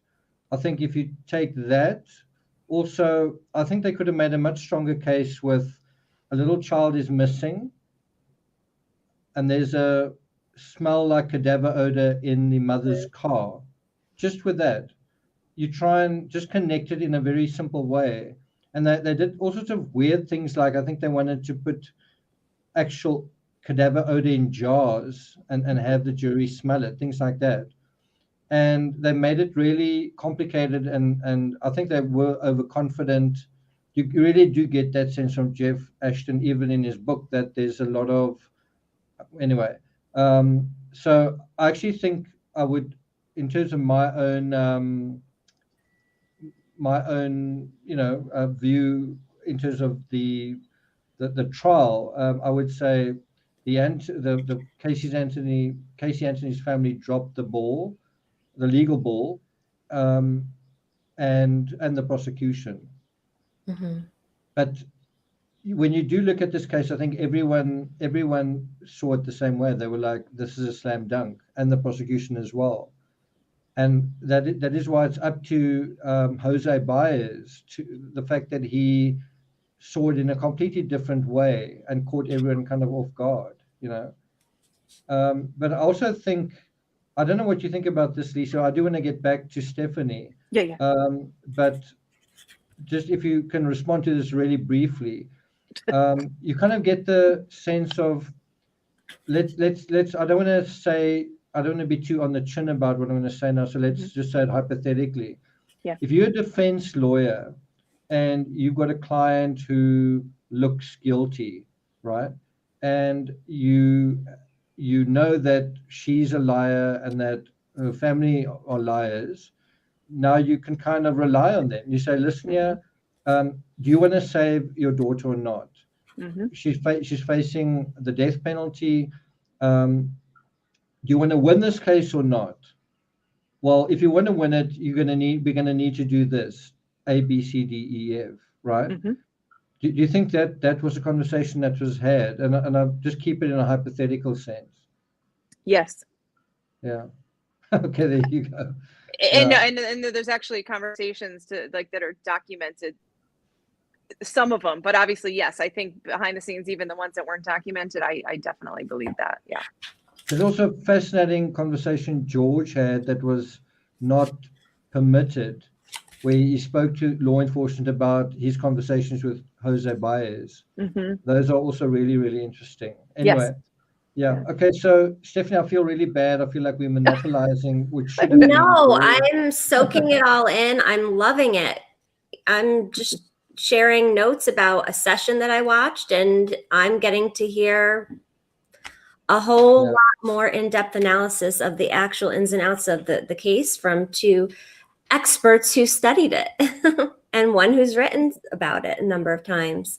Yeah, we were very close to, I mean, there was a possibility of Lisa and I writing the book that ended up coming out. And I think if Lisa had been involved, it would have been so much better. I mean, I have to say the second Treachery book, while narrating it, I was like, wow. It's not so much, I think, that I wrote it well, that there was just so much information to use. And the aspects of that book that felt a little bit to me like Kathleen Hale's Vanity Fair article, where I did somehow stitch it together and in a way that was quite fluid.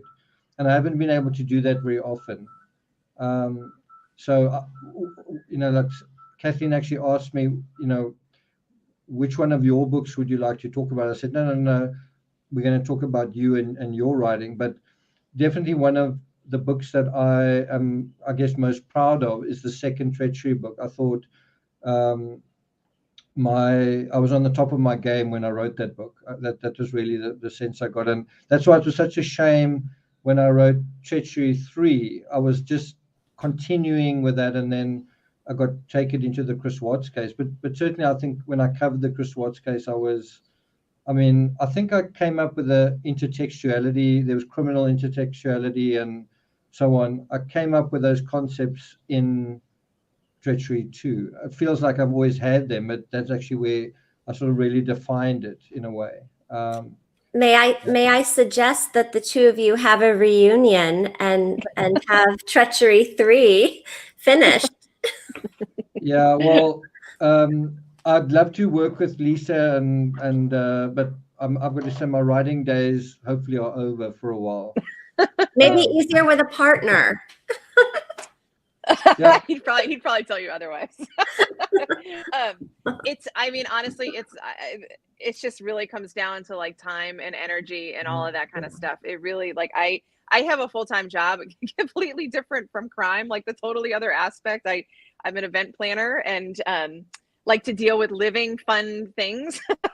So it is kind of funny that my life is split down the middle like that. But it's just really like the time that it takes and the energy it takes to really be immersed in those kinds of projects is virtually impossible when you have like these other full-time commitments. So yeah, I mean, that's really the tough part of it. Lisa understands this because we worked on so many books together. It's a painful, frustrating, long, life-sucking. It is. It's It just, is. Yeah. like you guys on the receiving end of books are like, well, great, there's another book out, awesome, so nice. But when you're actually putting the book together, and you might also be on the other side saying, well, it's full of typos and you got this wrong. What you don't realize is how much blood, sweat, and tears, teeth grinding, frustration, agony, but just it comes down to time in front of the keyboard. And I think people think, wow, Nick writes effortlessly, it's just so easy. Well, even if you spend one day, just one full day writing, it is a full day of your life that you give to the page and you lose as a person. And that's not such a big deal once or twice, but when you've done it for 7, 8, 9, 10 years, then you start, and then you turn 50 years old, you're like, I need to get back to real life and Living, my life. Yeah.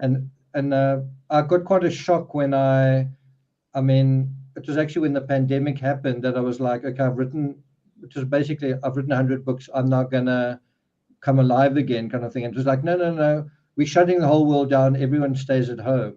I'd been in lockdown for about 7 years, effectively, just writing, like a machine. And then I ended up writing I think one more book. I think it was Neverest 4. I think Neverest 4 was my last book. But the personal cost anyway. So the point is, when I was like, okay, I'm gonna retire or semi-retire, and I was like, okay, now world, I'm back. Just like the world had moved on. Friends had kind of moved on. It's like, well, we haven't heard from you. Even family had moved on. It was quite a shock realizing, wow, I'm still here, but in a way I wasn't. I was kind of in absentia in my own life. And it's actually been quite a shock trying to kind of, it's almost like the character Tom Hanks played in Castaway. You were alive, but you were on an island somewhere, and now you want your life back, but it's like you can't just have your life back. You can't just not from the point where you left it. Yeah, exactly. Yeah. And it's like, luckily, there's these platforms now though where you can come on and you can talk. You've got Patreon, you've got these live videos, there's other ways to do this work that doesn't like require like you said, blood, sweat, and tears for months and months and months to actually finish a book. Like it's just a whole other level of dedication and sacrifice. Yeah, I wouldn't mind if someone put up their hand and said, okay, I wanna make these books happen, and I'll bend over backwards to do it. And then I would say, well, I'll give you 2 or 3 hours of my day, and I'll say what needs to be written. I'll provide some feedback, but I certainly don't want to go back to. I mean, I don't know if you remember, Lisa. I would wake up in the morning, and sometimes it would be wake up at night or whatever. But I would, my eyes would open, and I would go to my computer, and sometimes it would be maybe an 18-hour day, and then I literally couldn't write anymore, and then I would go and lie in my bed, and I couldn't sleep because I was still processing information.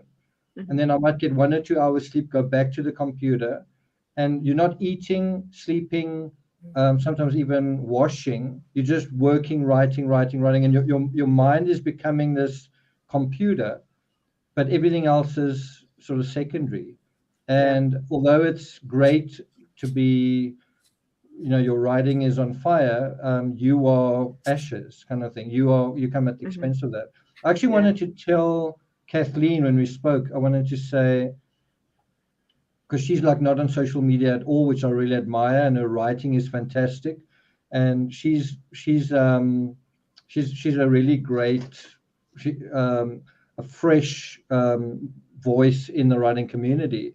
But I kind of wanted to say to her, you probably might want to try YouTube, because I mean that's how it started for me, was use YouTube to promote your books. And in the end, YouTube kind of took over, and I was like, well, I don't need to, financially, I don't kind of need to write books anymore, in a way, you know. And so in a way it's quite sad, but in another way, certainly was a relief that I don't have to, I still feel like I'm in the chair, too much. And Yeah. I'm like, tomorrow's 4th of July. Thanks a lot. It's an American holiday. I'm taking it. You're an honorary American. Yeah, definitely. Yep. No, I mean, I think the one thing that I think like did work for us was that, like, I think like your passion 100% is like the writing, and obviously like the studying and the analyzing too. For me, as much as I enjoy like writing, and I think I'm, decent enough, I'm not, I don't have the artistic writing skills that Nick does. I'm much more of like an analytical type person. I can, I guess I could be flowery sometimes, but for me, it's the research. I could lose my mind over research all day long. Like that's really where I love to be, like researching and analyzing. And so that, that worked, some of that balance, worked really well for us, so that like one person could take the reins on one area of it. And I still research. I do it on my own. Whatever it is that might interest me, I will obsess about it, and just, and I just can't stop myself. So yeah, I do, I do like that I can now do it when I feel like it, and when it's too much, then I don't, so yeah. What I've always appreciated with Lisa is, and I think it comes with like an intimate inside out knowledge of cases. When you can look at a serious case and kind of, when I say laugh, I don't necessarily mean you are amused. I mean kind of make a joke about it, but it's not a funny ha-ha joke. It's like that is really disturbing kind of humor. You know what I mean? You were able to make light of certain things, but in a way that's totally accurate. It's almost like dark humor, right? And I always found that a very strong point from your side, because there's an aspect to true crime that's kind of insufferable and suffocating. I remember when I was writing about the John Benet Ramsey case, you go into it, and then suddenly all of these doors open, and suddenly you're in this passage, and the information is coming to you faster than you can process it or explain it or analyze it. And then you realize, and all of these other doors are opening further on. You suddenly realize, I'm drowning in information, right? And you're trying to systematically go through it, but it's all piling onto you, and you're suddenly seeing months of your life disappearing, because this is all going to end up being writing. And how do you find proportion and distance when that's taking place? And you were quite good at that, in just sort of, I don't want to make light of it, but being a little bit lighthearted about these really dark subjects, but in a way that was nevertheless authentic and resonating. And someone who knows the substance of these cases. Because I think you can get very somber and sober in dealing with the truth of it. And I think you need to transcend that. You need to transcend that to a point where you can say, this is crazy, You know what? Life is absurd. You do that very well. Yeah, you do that very well. Well, thanks. I appreciate that. I mean, life is absurd. These cases are absurd. I mean, I look at the Anthony family. It's just absurd, like all across the board. And like, there does come a time when you just, you point out those things, you know what I mean? Like, it's just, it cannot be in that dark place all the time. We would just not be able to survive or adequately tell these stories if you didn't bring a little, and again, brevity isn't the right word too, but it's just like, there has to be a little bit of lightness mixed in the darkness to actually survive them. Yeah. Okay, so Stephanie, let's go back to your notes. Sure. I made note of a question that I just want to ask you at the end, because I don't want to get too sidetracked. But also, my two takeaways from the discussion, mostly listening to you and Lisa just now, is that two things that were really important is that crucial piece of evidence not being presented or at trial by the prosecution is huge. And also that while Cindy is this grieving grandparent, she is more this liar who cares more about herself and saving her small circle than she did about finding justice for her baby granddaughter. That's I think that's an accurate statement. I there's always been this piece of me that does feel for Cindy and George. At the end of the day, there's no question they loved Kaylee. They truly did. And I feel for anybody that loses a child, especially loses a child in the way that they did. I mean, it's a horrific situation. So I can, kind of like Alina was saying, I can separate that, right? I can have that emotion for them.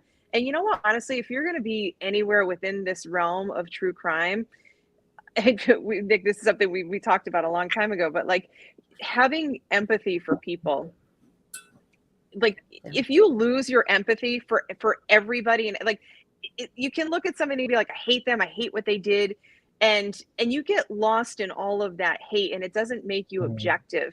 But if you can have empathy across the board, it doesn't mean you agree with the person, like the person, forgive the person.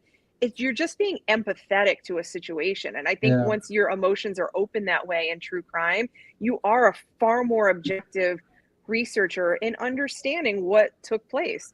I do have that empathy for them. I also will say this, like, a lot of people will say, Cindy Anthony's crazy. She's in denial. You hear her, like, here she is on, she's talked to Dr. Oz and Dr. Phil, and she's made comments about Casey having a brain tumor. And, I mean, these fantastical stories about what may have happened, and she's not crazy. She's not in denial. She's deceptive. Mm-hmm. And she's deceptive for a reason. That's it, It's a very counterintuitive thing where you want to be objective, you want to be unbiased, you want to be fact-driven, all that stuff. But I've always found, and it kind of sneaks up on you, I've always found when you're writing about or analyzing and researching a case, at the point where you start feeling this empathy, a good example, I think, is Brian Laundrie.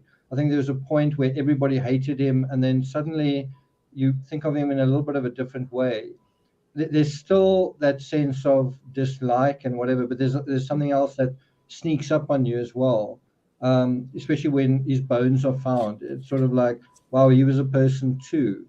And he had problems and he didn't overcome them or whatever it was. But I'm just saying, I remember with Casey Anthony, Amanda Knox, to some extent Chris Watts, but a lot of these cases, you come into the narrative with a certain position in terms of your feelings and your emotions, which you put aside. But as the case goes on, you start to think of them.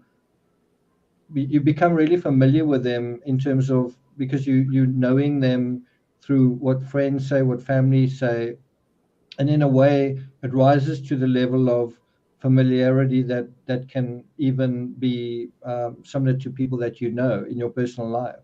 And when you reach that point where you start feeling those feelings of empathy, that's when I feel like you really start understanding the case. So they're no longer cardboard cutouts. They're no longer characters in a story.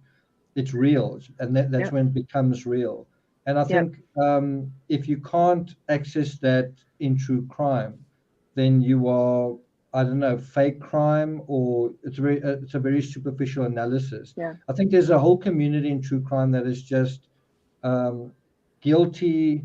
This person is horrible, whatever, and that's just the veneer of it. I think the value of true crime is when you deal with the things that resonate with us, the things that are similar in our own lives, the psychology of things that manifest within a certain circumstances that are kind of inevitable.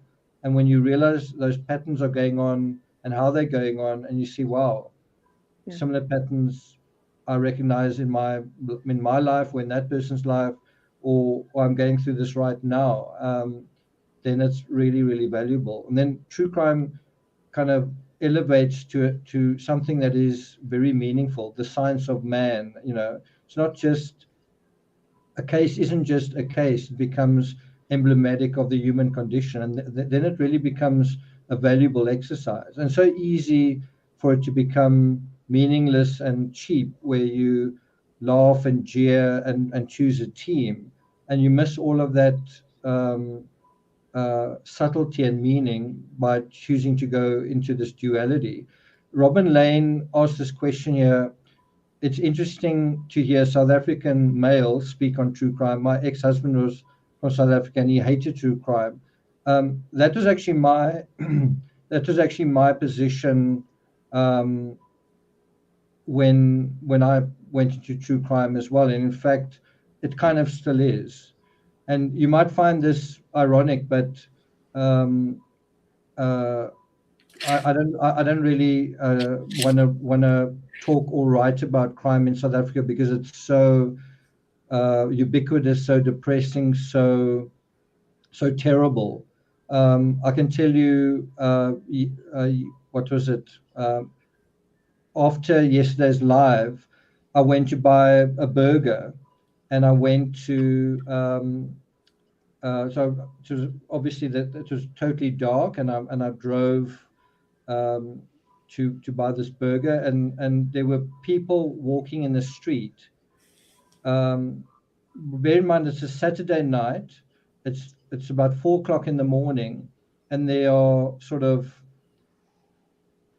people dressed kind of in dark clothing who are sort of, what's the word, loitering and skulking around. And you see them, you're driving and everyone's asleep, and you see these people walking through your neighborhoods. Some of them alone, some one or two people. While I was waiting for my burger, there's a community newspaper there, and they said crime plague taking place basically where I'm living, and then referring to various incidents. And then on the way back, you see more of these little groups of people. What do you think someone is doing walking alone at 4 o'clock in the morning on a Saturday night? And the answer is pretty obvious. I mean, this is South Africa, 35% unemployment. The point is, it's a very, very grim, and you're going to find this maybe quite amusing, but to me, crime in America is almost an escape from the unpleasantness of what is like here. So it's almost like a fairy tale. At least in America, you've got a law enforcement that like the Moab incident with Gabby Petito. You'd never have something like that here in South Africa. You wouldn't have that kind of level of understanding. You'd have one cop on the scene, and it would be a bit of a mess, or no cop on the scene. Someone would say, I saw something, and no one would pitch up, kind of thing. So in a weird way, the law in true crime in America is like a distraction, an escape, as weird as that sounds, from the grim reality of what it is here. So I've made two exceptions. Just because I wanted to go. Oh, go ahead, sir. Let me just finish. I've made two exceptions. I've written about the Oscar Pistorius case and Henry van Breda, and they weren't terribly fun to write. Although there was some interest from American audience, it wasn't terribly fun to write. And there are other cases that have happened here as well. I don't know. There's something, when the cases go to trial. I don't know. There's so much corruption here that your hope of justice seems to be not very well founded, and that's one of the reasons why I didn't study law. I was studying law. To become a lawyer. I was studying law, and I eventually just thought, being a lawyer in this country just doesn't make any sense. You know what I mean? you like in a corruption bubble, and now you want to be a lawyer and be this champion of truth, and it was just like, that's ridiculous. Whereas in America, it has felt for a long time like that's a realistic goal, and I must say of late it's felt less and less realistic. I've got to say that pessimism that I felt here, it feels like it's coming to America, where you feel like, wow, justice that I thought was a given and guaranteed is now not, and that's so disappointing, you know. Yeah. Sorry And to be scary. so cynical. Yeah. Yeah, but no, it's like, you know, I mean, it's, yeah, that's a whole other conversation. But I was gonna no, I think that I do think that's interesting, and I obviously I know that about like your legal system, your law enforcement, everything is so different in South Africa. I mean, it's really who's on the side of justice. I mean, yeah, you know what I mean? Like there's, I mean, nobody. Like it's, yeah. I was going to ask you too, where you get your burgers at 4 a.m. Yeah. What? Sorry? I was going to ask you where you get your burgers at 4 a.m. and I was concerned when you said that you were going at that time to get one. I'm like, knowing South Africa, I'm like, no, well, there is a place where it's 24 hours. It's a 24-hour place. Yeah. So, but Lisa, you remember we investigated and researched the Oscar Pistorius case, and it was like, you and I were looking at it and we were like, okay, it's quite clear what happened here. And then that's not what the court found.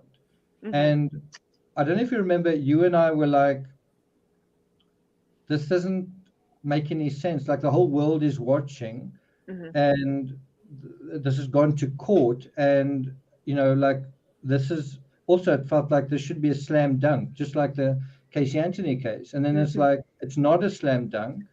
And it took quite a long time before Oscar was eventually found guilty of murder. Yeah. And then you realize justice is hard won, and you need a lot of stamina. Is, and there are very, very few people that have got that stamina. Even, you know, I'm talking beyond the lawyers. The lawyers jump from case to case to case or whatever. How many people just in the world pay attention to a case and know it off by heart and see it through to the end and want truth to take place? I think part of that is also, do you care? Do you care? Do you really care about truth? Are you prepared to pay the price and the cost? And you know. Yeah.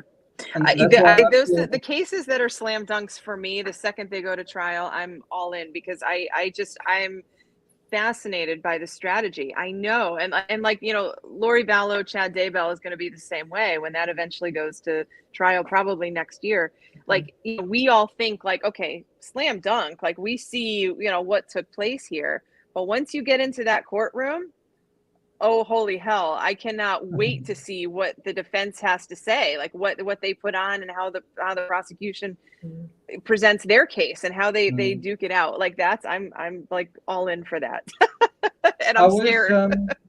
I was looking at the Lori Vallow case from the perspective of, how do you present and overtly, so it's a case about whether you want to say a cult, a religion, a particular faith or whatever. How do you present that to a jury who have particular beliefs in a way that's not going to turn them off? Well, you pick the right jury. Yeah, no, but what I mean is, you've got a prosecutor and you've got a defense. Now, who ingratiates themselves the most and the best with the jury? Do you know what I mean? Like, how do you sure. How do you well, you also have to think like this at where it's taking place. I mean, obviously they're like, you know, there's what Chad and Lori were practicing was their own version of Mormonism. It was like an extremist view of, you know, Mormonism and end of day, you know, lifestyle, or end of life or end of world, you know, type lifestyle. But really, at the end of the day, it's funny because we all know it as like, you know, the cult case. This case is about sex and money. like everything else, it's about sex and money. Like at the end of the day, like when you strip all of that nonsense away, that is what was driving both of them.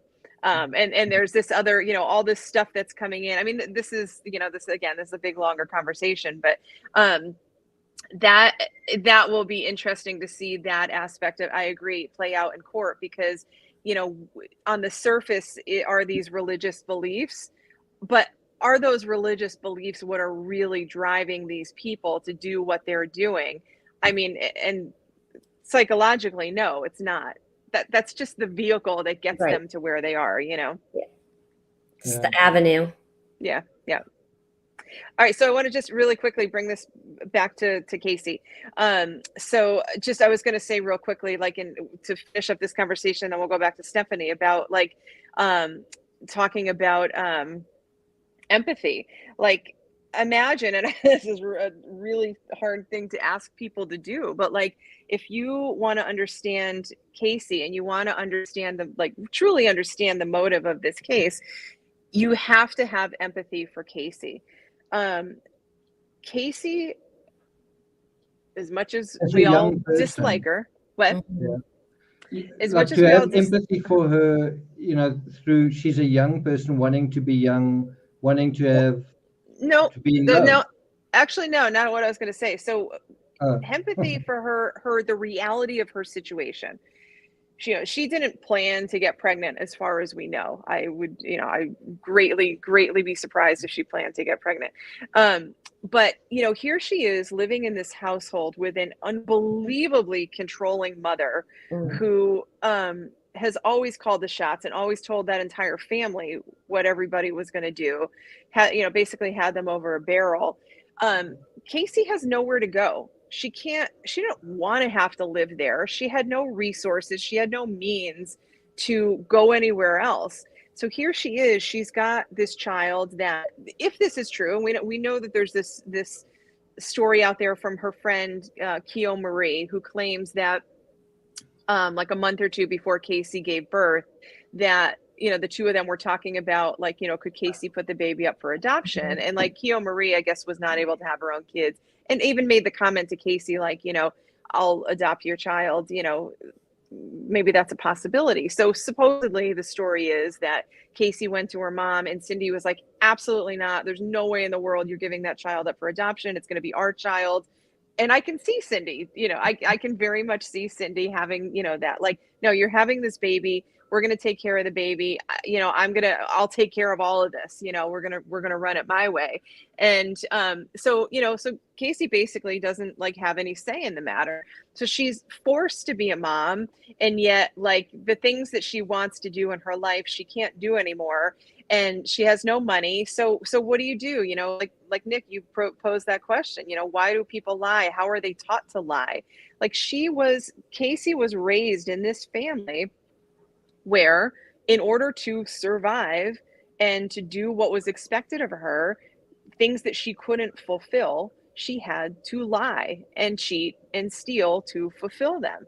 And like, you see the total desperation in Casey. It wasn't strictly, I'm greedy, I want to live this life. She was also completely over a barrel and had no other freaking options. So, I mean, she did and she didn't, but I'm just saying, again, in Casey's shoes, she sees no other options. So, you know, at the end of the day, when you get to the end of those 2 years of Kaylee's life, the end of the hallway, like I said earlier on, Casey was getting older. Kaylee was getting older. There's no way Kaylee would be able to keep these lies. She wouldn't be able to keep Kaylee quiet. She would be talking to people about where they were hanging out, what her mom was doing. Casey had no money. She couldn't steal from anybody else. She had stolen from everybody. Everybody knew about it. You know, her grandmother's trying to prosecute her. Her parents' relationship is like unstable. She can't really rely on either one of them.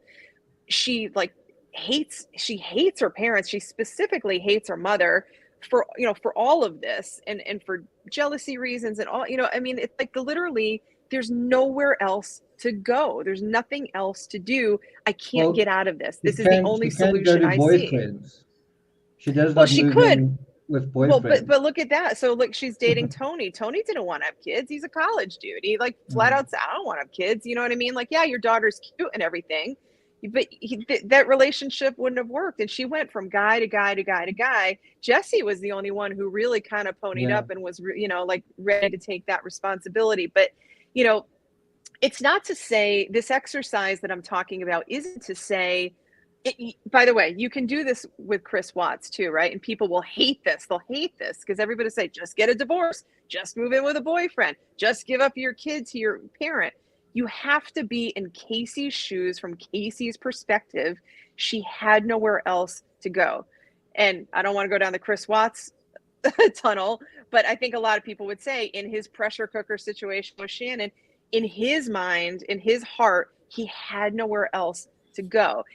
But that is, I mean, that is like when you walk in those people's shoes, and it's that's why I say it's such a dark thing to do, because it's not your perspective, it's their perspective and understanding where they felt they were at that point in the life and what came next. That's a whole different scenario than I just want to party and have fun, so I'm going to kill my kid.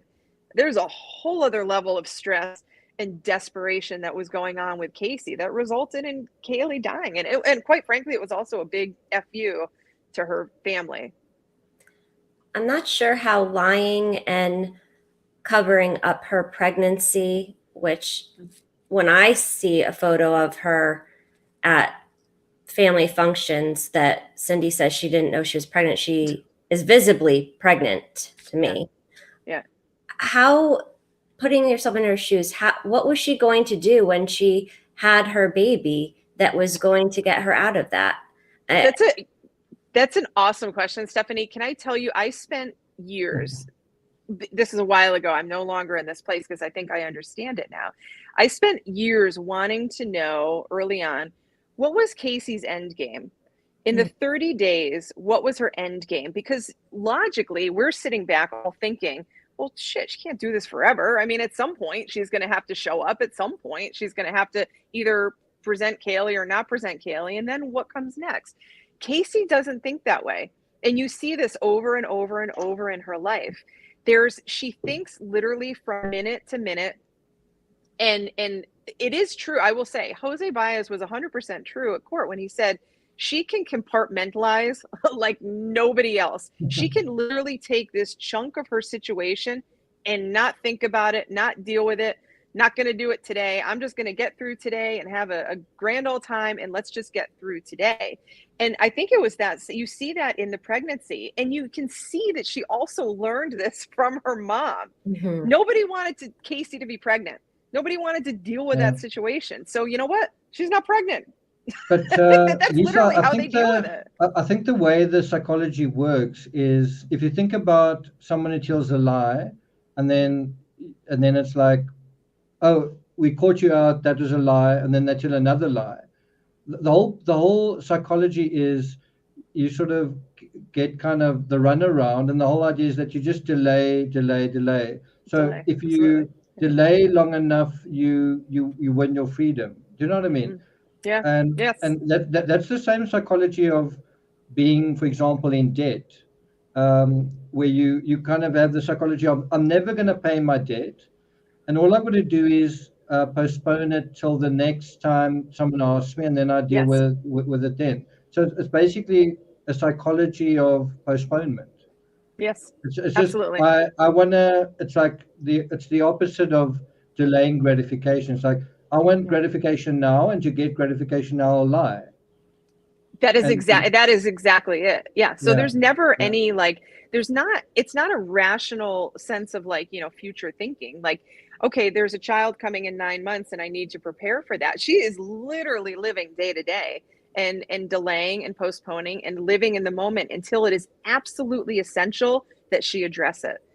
And her whole adult life is lived that way. But how much is that not emblematic of our society, where we as a society postpone other things? There are things where we do the same thing. I don't mean we necessarily sign up for it, but we end up being signed up for things like that. I think a grand amount of crime takes place when people are postponing and compartmentalizing. Yeah. Yeah. Okay. Stephanie, are you able to turn a light on? Is it too dark? It's quite dark. Let me see. Maybe it's.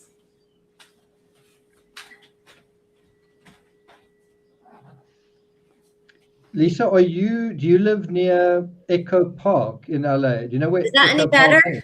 Yeah, it's a lot better. Okay. Yeah, I mean, it's a distance, a bit of a distance from here.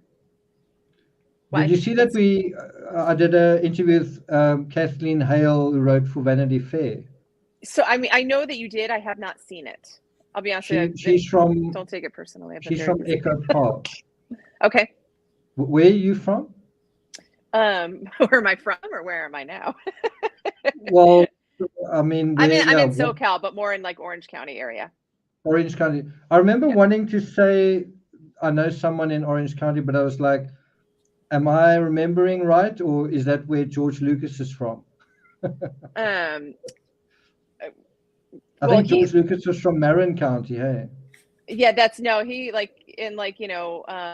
Skywalker Ranch, like that's north of here. That's more LA area. Yeah, but I was like, I can't remember if I'm remembering right, but it looks like I was remembering right. Yeah. Yeah. Okay. Stephanie, let's go back to your notes, if we can. Okay. So now Alina shared with us what exactly her involvement in the case was. And she shared, I took the first phone call that came in about the car and towing the car to our forensic unit. I was involved in the initial search of the backyard when we had a cadaver dog come and hit, positively alerted in the backyard to the presence of decomposition. I did all the search warrants on the Anthony residence. And you may wonder, why are we still talking about this? Because this is a new perspective, a crime scene perspective, and evidence perspective. And people still want to talk about this case because they don't feel like justice was served. I get it. So I did and this is in Alina's words. So I did the warrants on the Anthony residence and was in that house probably 6 to 8 times. I was in the home when Kaylee was a missing person, when we were still searching for her. And I was in the house when she was a homicide victim and when Casey was a suspect. I was on the recovery site for 11 days, searching and recovering all of Kaylee's remains for 12 hours a day, the majority on my hands and knees with tweezers. I held her bones in my hands. That's why I have the emotional reaction I do. This is a unique case in that everything we did to bring Kaylee back could potentially put Casey away. When it comes to the evidence perspective, the crime scene is both an art and a science. You have to look for what you do not have as much as what you do have. It's the presence of things and the absence of things. So, we have no evidence of third-party involvement. I processed all of the evidence that Casey packed away to send Kaylee off to the nanny in the overnight bag. Things you would send your child off with: pajamas, their favorite DVD, an inflatable air mattress with an air pump. The only fingerprints I ever obtained were of Kaylee and Casey's. We have a car with the odor of decomposition, the hair with death banding. And I wasn't sure what death banding was, so I looked that up. And it is an opaque microscopic band that can be observed near the root area of a hair from a decomposing body. So there was a hair that showed decomposition. The car belongs to the family. We have the location of the remains, which is a walking distance from the house, like Lisa shared. When we look at how Kaylee was recovered, duct tape. Yes, it was there, regardless of what her defense attorney says. Duct tape that is the same manufacturer as duct tape that's found in the residence. The clothing that she was wearing, we had pictures from photo albums found in the residence of her wearing the same clothing.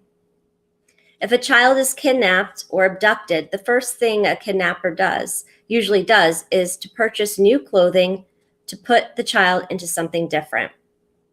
The diaper, same brand, same lot number as those found in the house. The canvas tote is one of a matching set found in the house.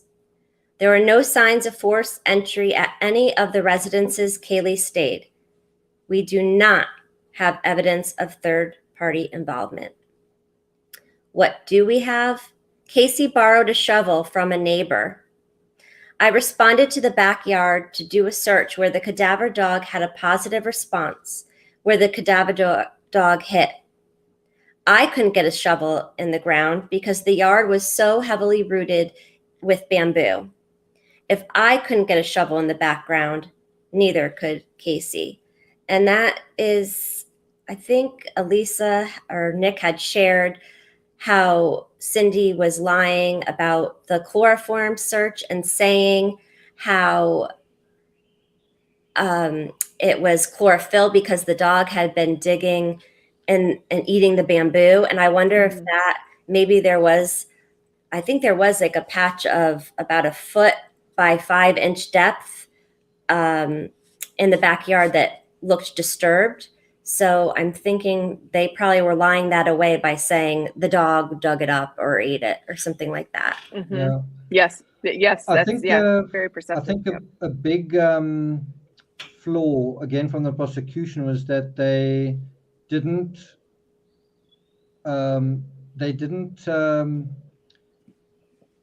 explain how, and admittedly in 2008, obviously the trial went to trial a little bit later, but even then, cadaver dogs was something that was fairly unknown in true crime. You didn't really hear about it very much.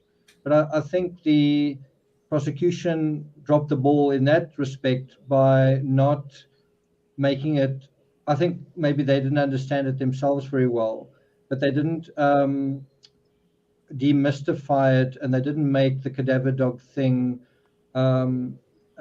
in a narrative sense make sense. And like where we are today, we understand just how powerful that evidence is. In a narrative sense, we also understand that it's almost a fait accompli when there's a cadaver dog alert. You know what I mean? It kind of means someone very, very like 99% or 90% somebody died here, and it's not a mouse that died or a rat or a frog. It's that kind of thing. And then do you have an innocent explanation for it? Usually there isn't, right? I think the prosecution were very weak in that aspect, and I think the defense were quite mischievous and strong in their defense.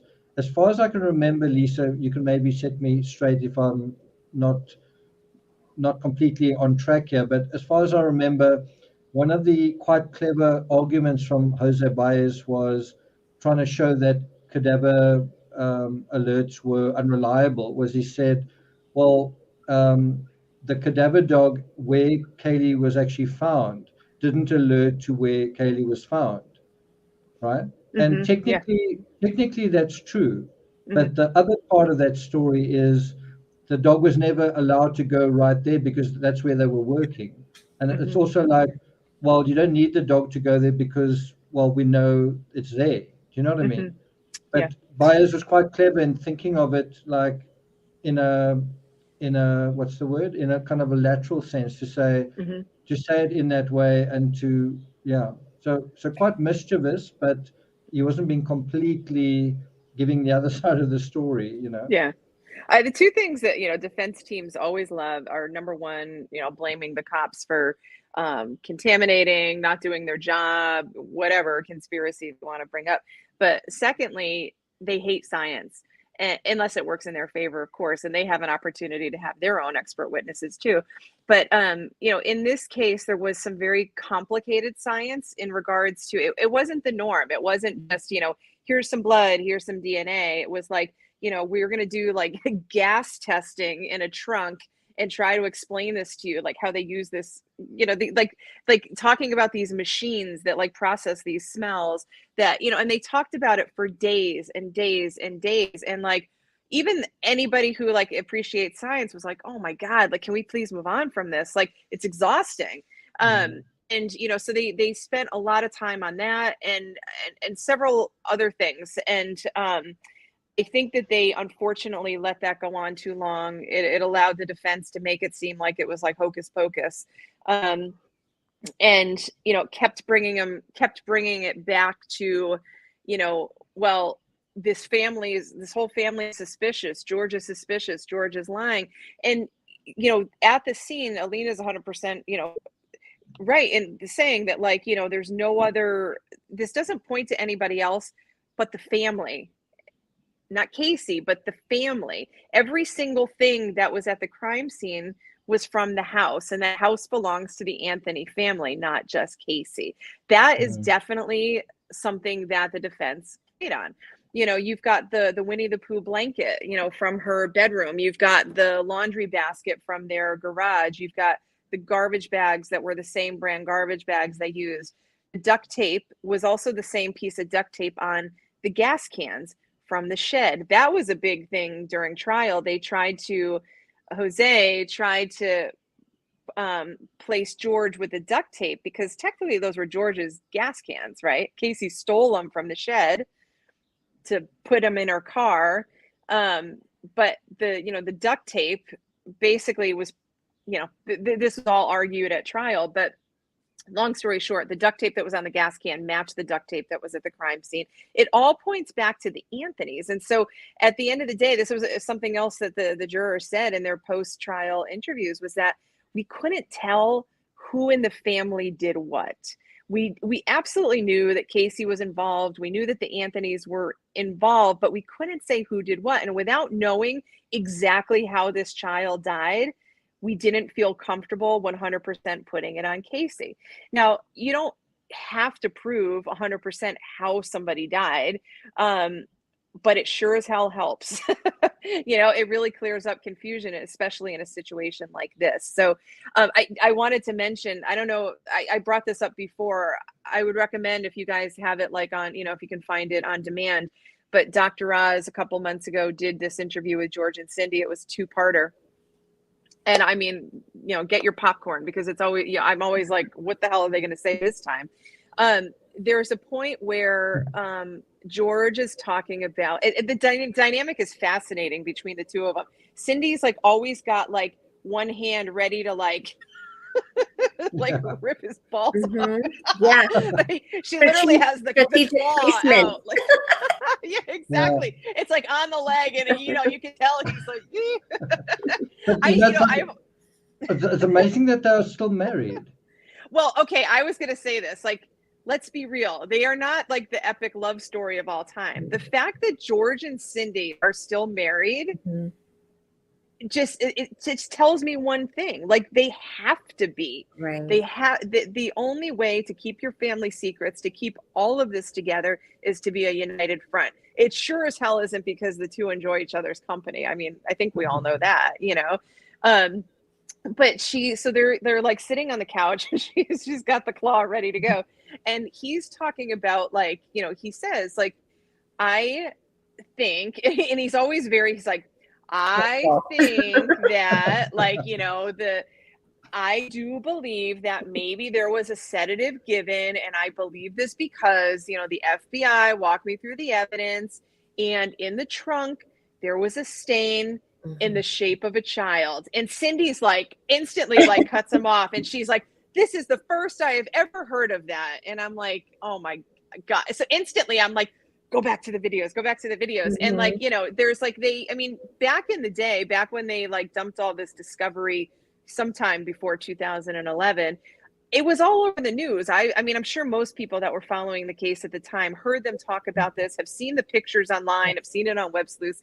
There was the stain in the trunk, and it did, you know, some people surmise that it looked like the shape of a body.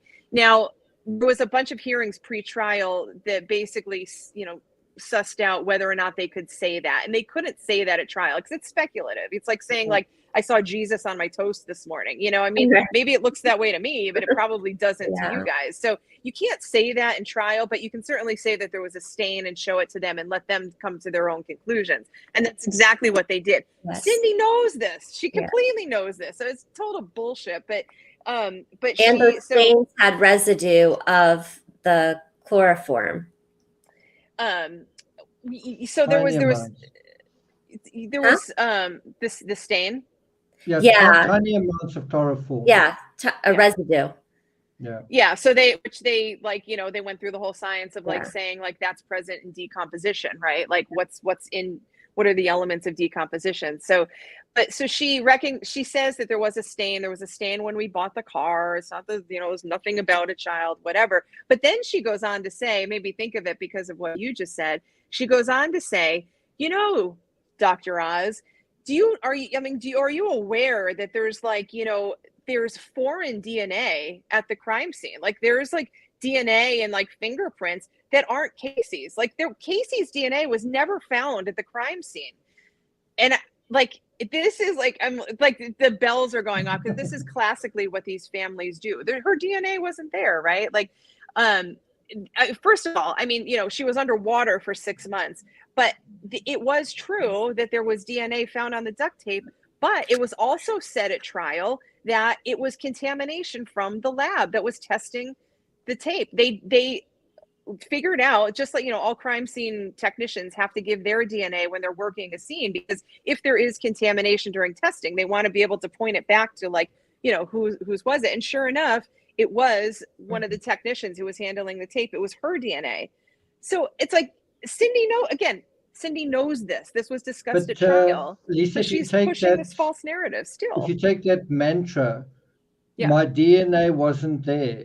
I mean, it's the same in Amanda Knox. Exactly. I know. My DNA wasn't there. I wasn't there. John Benet Ramsey, DNA wasn't there. And it's like, and they stayed married too. Yeah. Anyway, let's not get so. Let's go on to let's go on to the very last Q&A, guys. Do you know we've been at this for almost 2.5 hours? I know. I keep muting myself because my stomach keeps growling, and I have a microphone now. Well, she's a barbecue to get hearing it. We can always just cover that up. You know, let's take a cue out of true crime. We can cover up those sounds and just say it's Timmy snoring, because I mean he's perfect. So I put 2 questions that were asked. There were a couple others. One was kind of inappropriate, talking about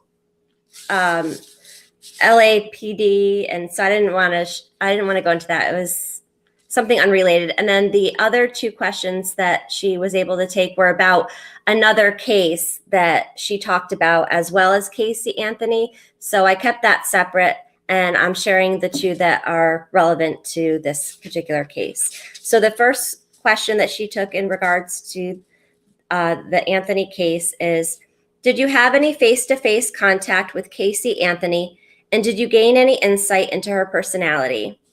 And she answered, Alina answered, the term narcissist definitely gets overused a lot, but she's very much a narcissist to the point where everything revolves around her. She used Kaylee when it was convenient for her, like an accessory, an object, like a purse. That's all she was to her. Her grandparents loved her so much. I almost think there's an element of jealousy. Oh, you love her? There was a strange dynamic, and I think that's meaning it between Casey and Cindy. Casey partied and got tattoos. She was compartmentalizing, such as Nick mentioned. I think Lisa mentioned the compartmentalizing thing. Okay. But I'm going to give credit, Lisa. So trust me to do this, and obviously I'm not going to win any popularity contest for doing it, but although I 40% agree when she says, well, I mean, I agree the term narcissist gets overused, but she says that Casey's very much a narcissist, blah, blah, blah, blah, blah. I'm not saying that that's not true. What I am saying is, show me a 22-year-old who isn't narcissistic. I mean, young people, and I mean, just let's just be real. When you were young, and when I was young, and when all of us are young, we are more narcissistic than we are now. You know, um, part of being immature is being narcissistic. You know, I mean, it's such a cliche with teenagers that it's me, me, me. It's how I look, how I feel, how this makes me look, how this makes me feel, my image, all that kind of thing. And then it goes up to another level when you in your early 20s. And there's nothing wrong with that. There's nothing wrong with paying attention to yourself at a very important time of your life where you've got to decide who you are, and you've got to decide, who am I? Who does? What is the? Um, what is the transaction that's taking place between the world and me? What does the world say? What does my society say who I am? Do I agree with that? Do I need to change that? How am I going to change that? How do I assert myself on society? How is society asserting itself on me? And so there's a whole bunch of things that are taking place, especially when you leave school and you perhaps get a job, or leave school and study at university, where you absolutely have got to have those conversations, and it is all about you. It's about you going into the world, and who else is there to think about it? Unless you've got a child, and that is exactly what Casey did have. And there you do need to put that aside, but that is going to be an issue for a lot of people in that situation, right? So again, I feel like it diminishes the hard job of trying to find out what those dynamics are by saying, "Oh, well, she's a narcissist." Mm-hmm. As soon as you do that, you are excusing yourself from this difficult mission of finding out what were all these subtle things going on. Okay, if it was narcissism, what is it like in practice? I feel like Lisa and I have quite a big different perspective, where Lisa's got, her knowledge of the case is superb, but I think where I disagree a lot with Lisa is in an area that is also a cliche about the Casey Anthony case, which was the prosecution's case, which I don't think they did very well either, which is basically Casey was partying, Casey wanted to enjoy being young. I don't think they filled in and colored that picture in very well. And I think one of the reasons they didn't is they're not young, and I don't think they understood social media very well. And the way to color that picture in of, so let's say, what is Casey's narcissism? It's not, you don't just say Casey's narcissistic. What does that mean? If you're a jury and you say someone's narcissistic, it's like, yeah, I know exactly what you're saying. Actually, you don't. It's just a word. What does it mean in practice? What are examples of that? And the only way you get to that is things like, what does Casey say in her own words? Where does she say things that are shocking or whatever about whatever? And Casey was on Facebook, and Casey repeatedly talks about her feelings about boys and what she wants to do and her intentions and things that are going on. All of these little mini dynamics, they're all out there for the taking. You've just got to go and find them, and they are there. And I do talk about that especially in Treachery 2. And there's a whole timeline to that, how those feelings change, how she goes from the one boy to the next boy. And when I mentioned this earlier, Lisa, I sort of felt like you dismissed it a little bit because of, and I don't mean, I think it sounds like I'm being very, what's the word, mean to you. I'm just saying. No, it's okay. I'm curious what you're going to say, because I'm not sure I know what point you're. No, yeah, it's just that if you think back to when you were 20 years old, how powerful relationships are. That they're all consuming. They are the sum total of your reasons for existence. They totally, yeah. I mean, I don't know how to say it in another way, that it totally kind of sucks you up into that thing. And Casey would say, for example, on Facebook, that she's never been happier, or she's having the time of her life. And you can kind of imagine in the year or so where she was like, she took on the mother role, where she was like, okay, this is my lot in life, whatever. You can kind of see how as she took that on, she kind of realized, wow, I'm giving that up, I'm giving that up. And then when she started to re-engage, she felt like, I can't stop. And it was so fun and so enjoyable and so fantastic. I mean, it's like the whole college circuit. She was a pretender to all of that. She wasn't a college student, but she was sort of a pretender to that. And she was, I mean, it was party, party, party. And there were these moments where you've all seen those pictures. You've seen those pictures of her dancing. And I think, didn't she once win some award for like the sexiest or the best sexy dressed? body contest? Yeah. Now, you and I would look at that and kind of smirk, or it's not a big deal. But when you are her and you're 22 years old and you've had a child, and you go and strut your stuff in front of all the sort of young people, and then you come out on top, it's you. Just like, I'm back. I'm what's that thing? Take no prisoners. I'm kicking butt, and you know what I mean, that whole thing. And so she's like, I'm back. I've sort of regained full power. And it's the same thing in Survivor that Poverty did, where she's beautiful, she's sexy, she's got that sort of what's the word? She's got that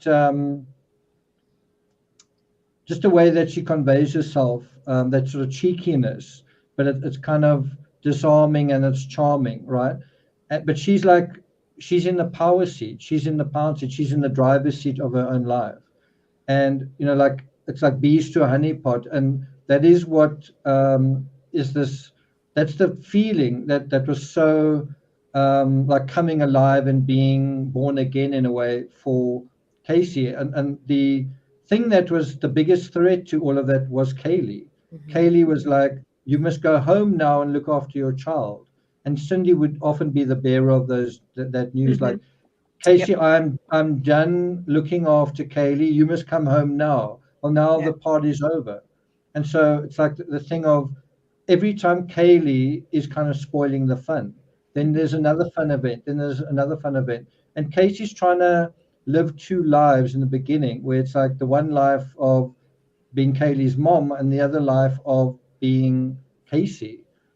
And it feels like in the end, the one life totally took over. And that's why I say, as much as you are 100% right about the dynamics between Casey and her family, there's another dynamic that is also very, very important, but maybe a little bit harder to figure out, because it's a little bit, I mean, you don't hear a terrible amount of testimony or interviews from Tony and all the other boyfriends. It's kind of harder to come by. There's a lot more material on the family stuff, but that doesn't make the dynamic between Casey and her pals.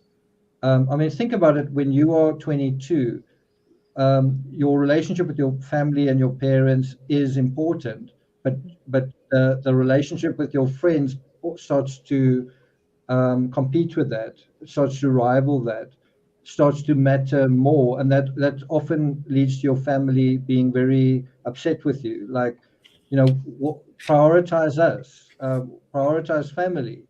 And you're like, no, friends, and this is the important thing.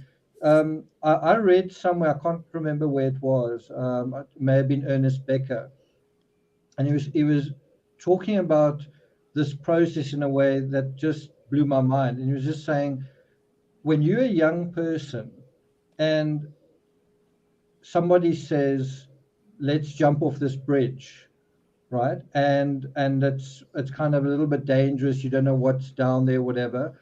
And let's say your parent or your older sibling or something says to you, if all your friends jump off a bridge, will you, kind of thing? And then you say, yeah, no, you shouldn't do that. The answer actually is yes, you should, because your job as a young person is to prove yourself to your peers.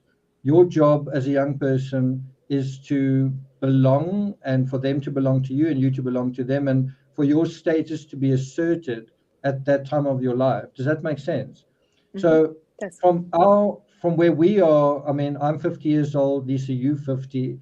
As adults, you kind of look back at that and go, yeah, whatever. But when you 20, it's super, super important. And the things that seem silly to us as adults, as mature adults, hopefully, that immaturity is part of how you navigate and find your place, not only in the world, but relative to your peers in society. Things that may seem silly are actually a very important rite of passage for you to discover your power, your confidence, not only in terms of yourself, but vis-a-vis the people around you, right? And that was what was going on with Casey. And that was also what she was being prevented from doing. And I repeatedly, whenever I talk about narcissism, I say, I don't like narcissism coming up, but if you want to talk about it, let's talk about what's healthy narcissism or what's not healthy. And in a very weird way, what Casey was doing was a kind of healthy narcissism. It was important that she finds her place in the world. It was important that she said, this can't be all that my life is. My life feels small and crushed in and limited, and my mom's telling me what to do. Surely there's more to my life than this. And there is something healthy about that response. But then there's also something there that is unhealthy. The way that she ultimately responded, and the way that healthy narcissism became dangerous and out of control, right? So I think there was a transition from Casey having given up perhaps on her life to some extent and having accepted her fate, to coming to a point of, I'm gonna live. I'm not gonna just be a single mom kind of thing. I'm gonna be a single mom plus, and then going beyond that to a point that was not, let's say, acceptable or healthy. And that's why I say, if you say she's narcissistic, you are totally drawing a line through so much of the dynamics by saying a word where you think you understand it and you just don't. It's a label that, I mean, you understand that aspect. Yeah.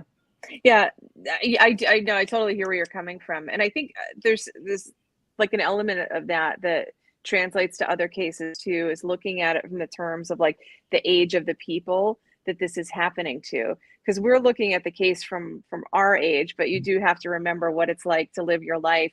You know, if the perpetrator is 20 years old, walking in the shoes of a 20-year-old. If you're in the Ramsey case, you know, trying to look at a scenario between Burke and John Bonet, you have to look at, like, if you're, you know what I mean, if you're examining their relationship and what may have happened, you have to look at it from the lens of a 10-year-old. It's not easy to do. It's definitely not easy to do. And you're right. I mean, I think people don't do that, or don't think to do that in terms of a case. They're not in that mindset of the person that's actually stepping through it. And it doesn't necessarily, again, we're like in that judging phase of Casey, but I think it's a really good point about narcissism. I think that's like something that you've always had a really good handle on. It sounds like a terrible thing to say. I don't mean it that much, but I mean, like, your understanding of like the elements of it. It's not as simple as you're narcissistic or you're not. Like, you know what I mean? Like, it plays in everybody's life to varying degrees. And so it is, yeah, I get your points. Lisa, I can't remember what video I did, but I put up a poll. Stephanie might remember, but I put up a poll asking about narcissism, and something like 80 80 or 85% of people said narcissism, right? And so it's I don't know if you remember when we were writing books, there was a time where a crime happened and everyone would say, fill in the missing name is a psychopath. Psychopath was the chosen term for everybody. And then now it's narcissist. Yeah. Sociopath is a big one too. Sociopath also had its time. Another one that comes up a lot is, I think, is it autism spectrum disorder? Yeah. And it's all of these are labels, and it's people think, oh, now I understand what happened. This label, now I understand what happened. No. And the danger in that is, like, there may be, like you said, I mean, there may be people that do legitimately have those things or elements of those things, like many people do. But just because you're sociopathic doesn't mean you're going to kill someone. Just because you have narcissism doesn't mean you're going to kill someone, or that you're a bad person, or you know what I mean? So it's not a black-white thing. It's like 1,000 shades of gray. Yeah. It doesn't tell the whole story. It's just I get your point. With Chris Watts, I remember them saying he was a sociopath, and it's like, yeah, but sociopaths are really good liars. And I don't know. So, yeah. And he wasn't. I was just thinking that many young adults who make a decision to have a child are making a decision from going from selfish to selfless.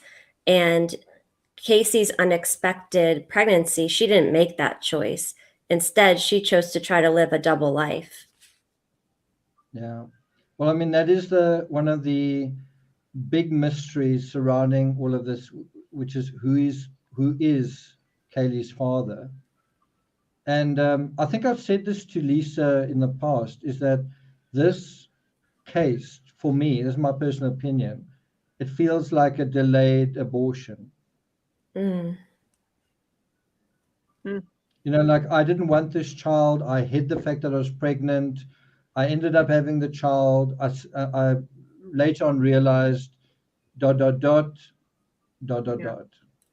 Yeah. You know what I thought?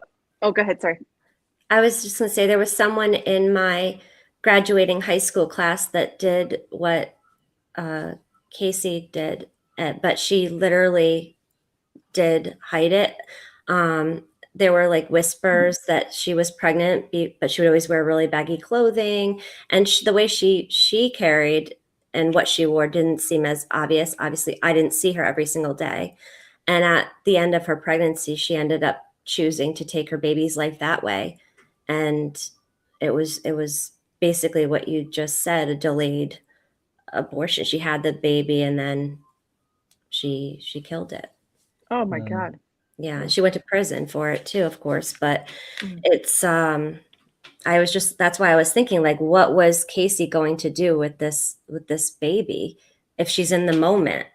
Like you said, she's not thinking ahead. And this young person had very overprotective, very over-involved parents. They had their own dynamics, but it just got me thinking of this case. I think your next question touches on another aspect that I think is so key to also understanding the obvious. You know, like, sometimes the obvious thing isn't obvious in a weird way. And I'm talking about Casey's appearance. You know, that she was an attractive woman. I guess still is to some extent. But if you think of it from the perspective of, if Casey was a lot less attractive, would this still have taken place? In other words, she fell pregnant, and then would she have been invited to these parties? Would she have had so many guys interested in her that she'd be pulled in one way or the other? I'm just saying, if you take that aspect away and she's not attractive anymore, is she being torn? And is she being flirted with, and is she getting these dizzy feelings of glee and joy and fun and all that? If you take that dimension away, because she's now no longer so pretty or desirable, by the same token, if she wasn't pretty, she probably wouldn't have fallen pregnant. You know what I mean? So it's like a and I think attractive people can lie a lot better too. They're more successful in that. More people will believe you. Like I think it. I mean, as much as people may not want to like broach that subject, but I mean, a person's attractiveness or unattractiveness plays into every aspect of our lives at all levels of society. It does change the course of this case. I think if Casey wasn't who Casey was, you know what I mean? If she didn't have her sex appeal and her looks, I think it would be a very different case. It's also very interesting if you think of it from a psychological perspective and you say whether in reality or whether in fiction, the father is dead. So the father of Kaylee has died. The person. So in other words, if you say if Casey fails to protect Kaylee or neglects her or whatever, who is going to take her place, or who's going to care for, who is the father, who's the other person, in terms of parents, who's going to step in and take that role? Well, that person's not there. So one person's already missing from that dynamic. And I think an interesting question is, did the father really die? If the answer is no, then in a weird way, Casey's already killed somebody, even in a narrative sense. So if the father really is either someone that she knows or she doesn't know, but let's say it's someone she does know. But in her telling of that story, she says, well, he died in a car accident. And there were some of her friends that did die in car accidents, so it could be. But I'm just saying, from a semantic perspective, saying that the father had died is already that psychology of, well, you out the way, you've died, you've got no say in this whole thing. Yeah. The other side of it is, if I've had a child and I'm wishy-washy about do I want the child or not, well, if the other parent in this equation is named and present and identifiable, they could potentially be a problem down the line. What happened to my child? What did you do with my child? Where is my child? But if they're not part of the thing, it's kind of easier to have this delayed abortion, if that makes sense. Yeah. Nick, there's something that I wanted to get your take on as well. To just kind of finish up the point, like what you were talking about, I also found it an interesting dynamic that like neither Cindy or George particularly seemed to care who the father was. According to them, they say, when she initially did finally fess up to it, that she said it was Jesse. And then, of course, they know after the baby came and he did the paternity test that it wasn't Jesse. And he was disappointed. Jesse was, yeah. Yeah. But the parents, like, there's been interviews where like George is like, basically said like, it didn't really matter to us. We were just concerned about, Casey's health and the health of the baby. And I'm thinking that's nonsense. That's absolute nonsense. Like how nonsense in this, it's the sense that like, this is not a normal scenario. I'm not saying that wasn't true, that that's how we felt, but it again, it's kind of like, it's this bizarre dynamic in this family. Like, why doesn't this family care who the father is? Like, they should. I mean, I would think most people would want to know who it is. And, but in a sense too, I think it does kind of like illustrate like, I get this bizarre dynamic of where like, okay, we've got this child now, from like Cindy's mindset more so than anybody else.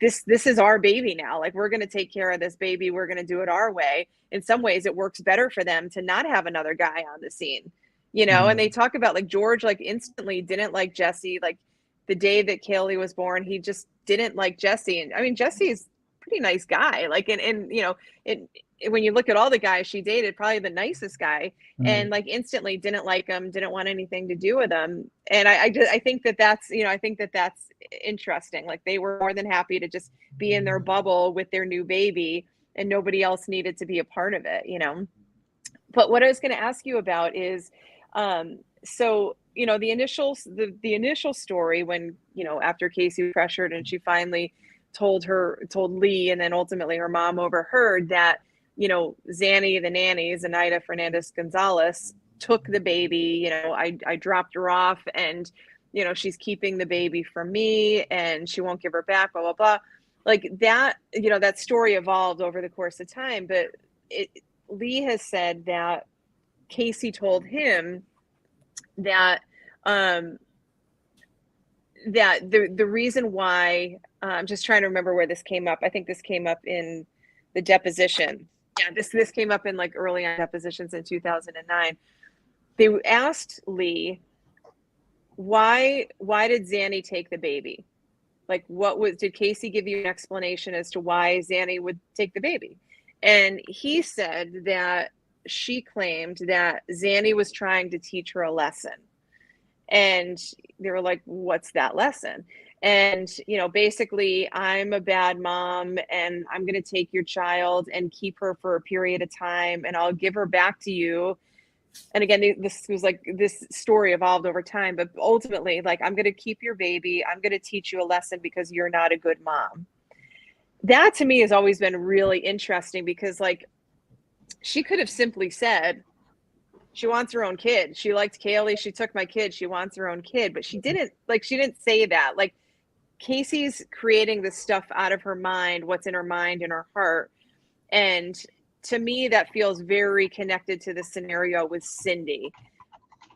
What is your take on that? Why Casey would make that comment about like why was she connected to this story? Why did she feel compelled to tell Lee that Zanny took my child to teach me a lesson because I'm a bad mom? What do you think that is? I think it's an analogy to Cindy. I think Cindy did that. Yeah. It's just, also, I mean, I always took it that way. This is born straight out of her scenario with Cindy. That like Cindy, like, you know, was like literally that, like the day before was threatening Casey, I'm going to take your child away like this. And she even says it on the 911 call, and you can hear her say it, you know, is this the way you want to play it? I'm going to take Kaylee. And Casey's like, no, I want to play it that way. So like she, you know, that was very real in their family at that time. And I think it's just interesting that like this Zanny, this fantastical character of like Zanny is here to teach her a lesson. It's almost like she's telling on herself. Like she's telling the story, like, you know what, like we all know that this is a fairy tale and these are like the elements of it, you know, like this is like, I am a bad mom. I actually am a bad mom. And this is why Kaylee's dead. Yeah. Yeah. I must say the Zanny aspect, I think, illustrates the length and breadth of the just the general mendacity. You know, like we look at that and think it's crazy, but the fact that it's fielded, it, you know what I mean, makes you realize this is different, you know. I think a big reason why the prosecution of Casey Anthony was so ultimately unsuccessful but kind of clumsy was, it's like, you are obviously lying, you're a bad liar, and this is going to be so easy. And it was like, but you actually have never encountered Casey Anthony before, or the Anthonys. You guys, you are in for a surprise, cops. Yeah. You know, not the other way around. It's not like we have you, and you know, like I think I dealt with this in my first book, Treachery. Let me just bring it up on the screen here. Is that infamous scene where Casey goes into Universal Studios, and then the cops are like, okay, we caught you out, and now it's like they're almost like you know, smug and whatever, and then you start to slowly sense how the cops are digging a hole for themselves, where they catch Casey out and they think, gotcha, slam dunk, this is it, you know, pat on the back. And then you actually hear the cops talking and patting themselves on the back and kind of threatening Casey. And what they don't realize is Casey's been around the block. Casey's Yeah. heard the same crap from her own parents, and she knows how to deal with it. And Casey's kind of just like, okay, talk, thanks a lot. That gets me off the hook. And the cops talk, and they think they're going to intimidate her. And they're like, and you, as the outsider, you're like, this is why this happened, you know? The same thing happened in the Watts case, where you have these negotiators that are not whatever, investigators and stuff. They sit down and they talk to them, and they talk, and the other person, the perpetrator, sitting there taking notes of all this stuff. And then down the road in their defense, all of a sudden, they've used it, kind of like Stephanie pointed out smartly, the stuff about bamboo, Cindy used that on the stand and telling her crazy story about chlorophyll and blah, blah, blah, and whatever, and the thing about the pool, over the course of time, it was suggested that she drown in the pool. It ended up being the pool. I mean, they took the culmination of what Jose Baez says, in his opening statement, is 3 years of all of these interviews and what people suggested along the way. They took it all and they morphed it into the story. So the drowning in the pool, didn't that first come up on a web sleuth thing, and then they adopted it?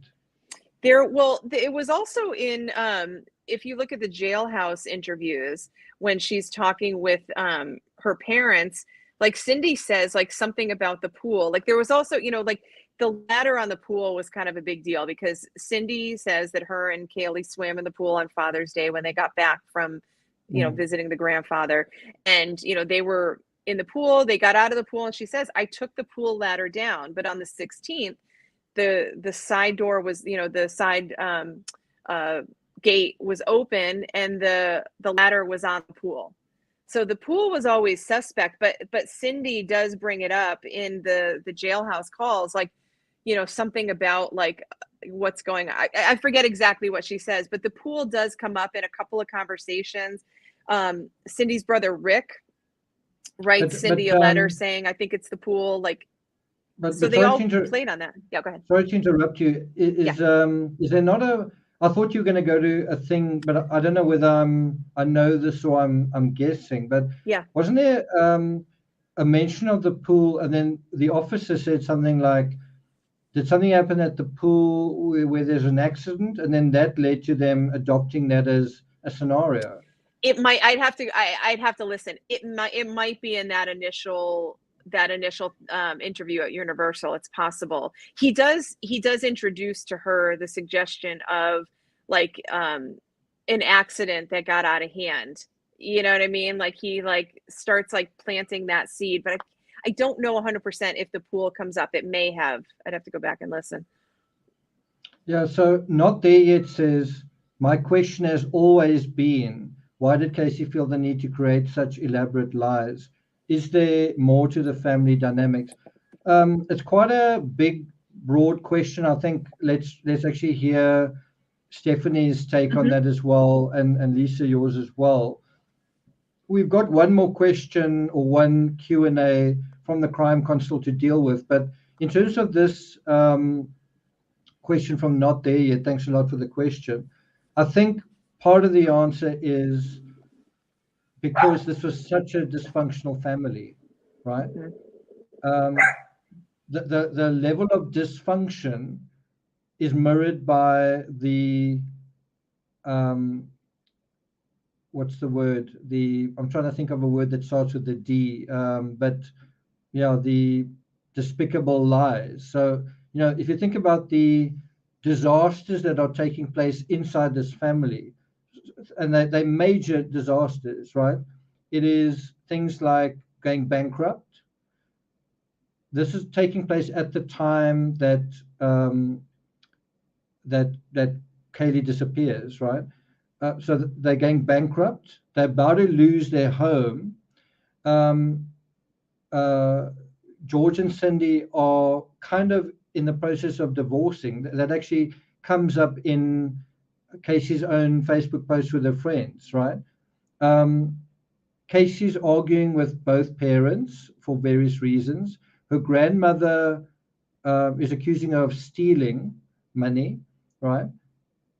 And then within this whole framework, you've got a child who wasn't really wanted or planned or expected, right? So you kind of have these major disasters that are all happening at the same time, right?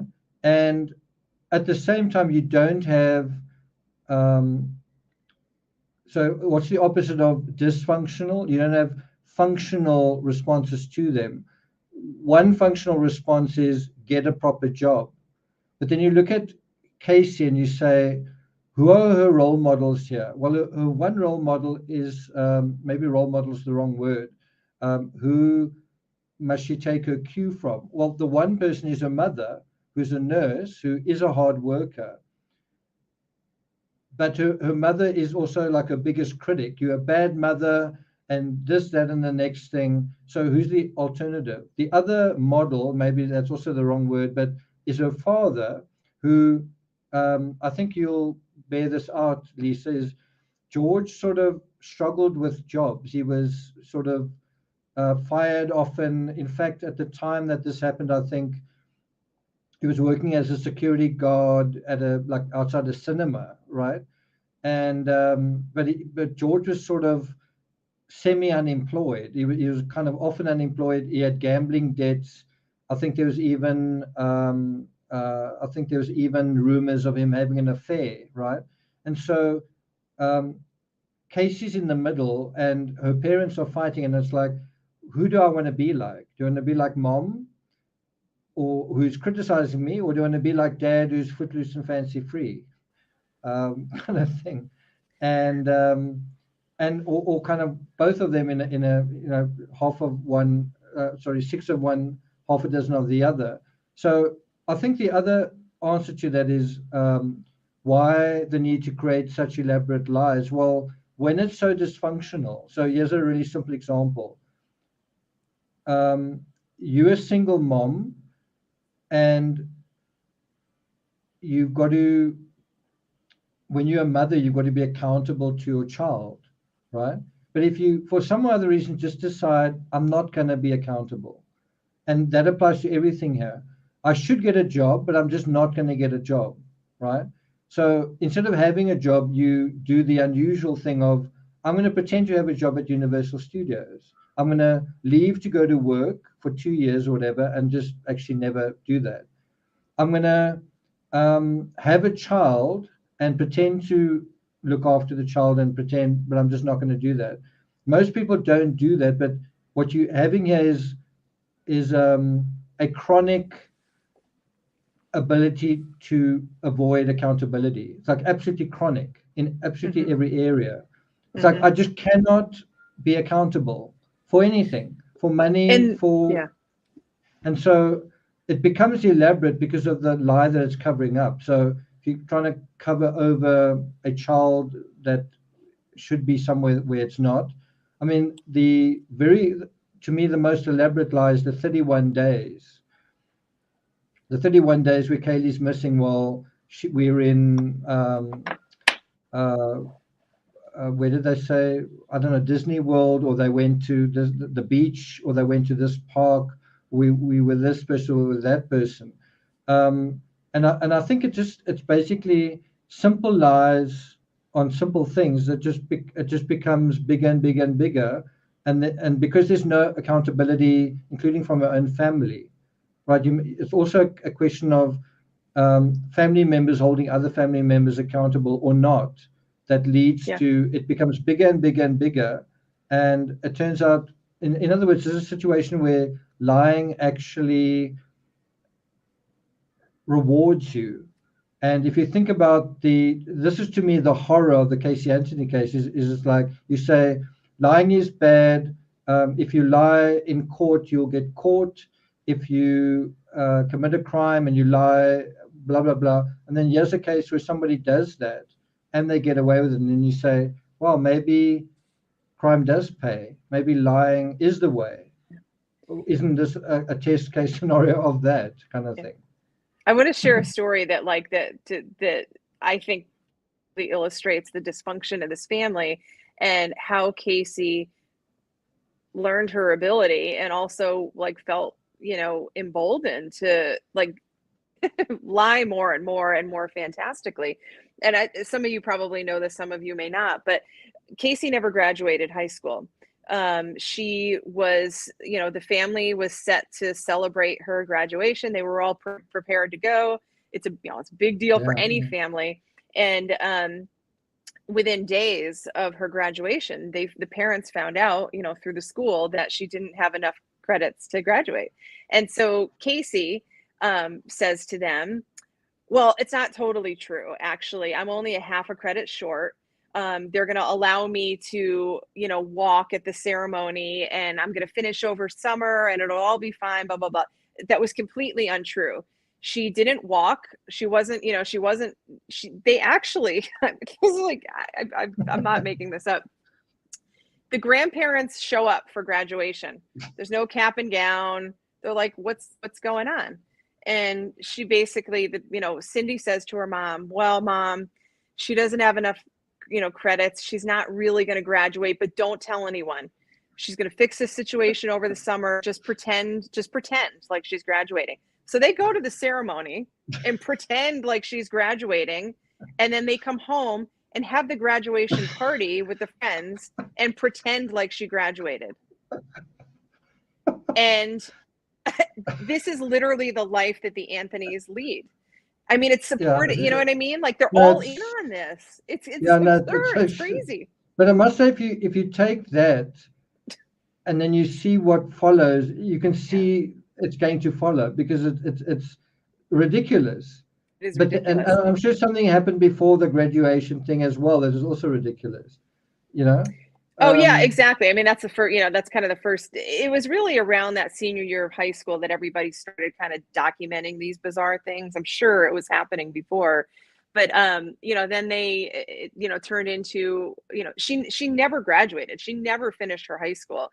And then, then the parents were going to pay for her college, which, you can't go to unless you graduate high school. But anyway, they give her this money, and she spends the money on other stuff and lies and says she's enrolled in college, and it just goes on and on and on.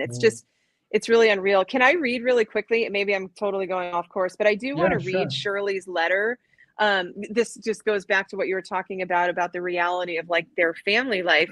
This was dated, let's see, what's the date on here? June 5th.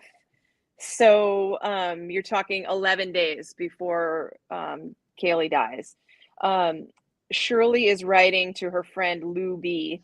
And as part of the letter, she says, they talk about all sorts, two ladies talking about their lives, going back and forth.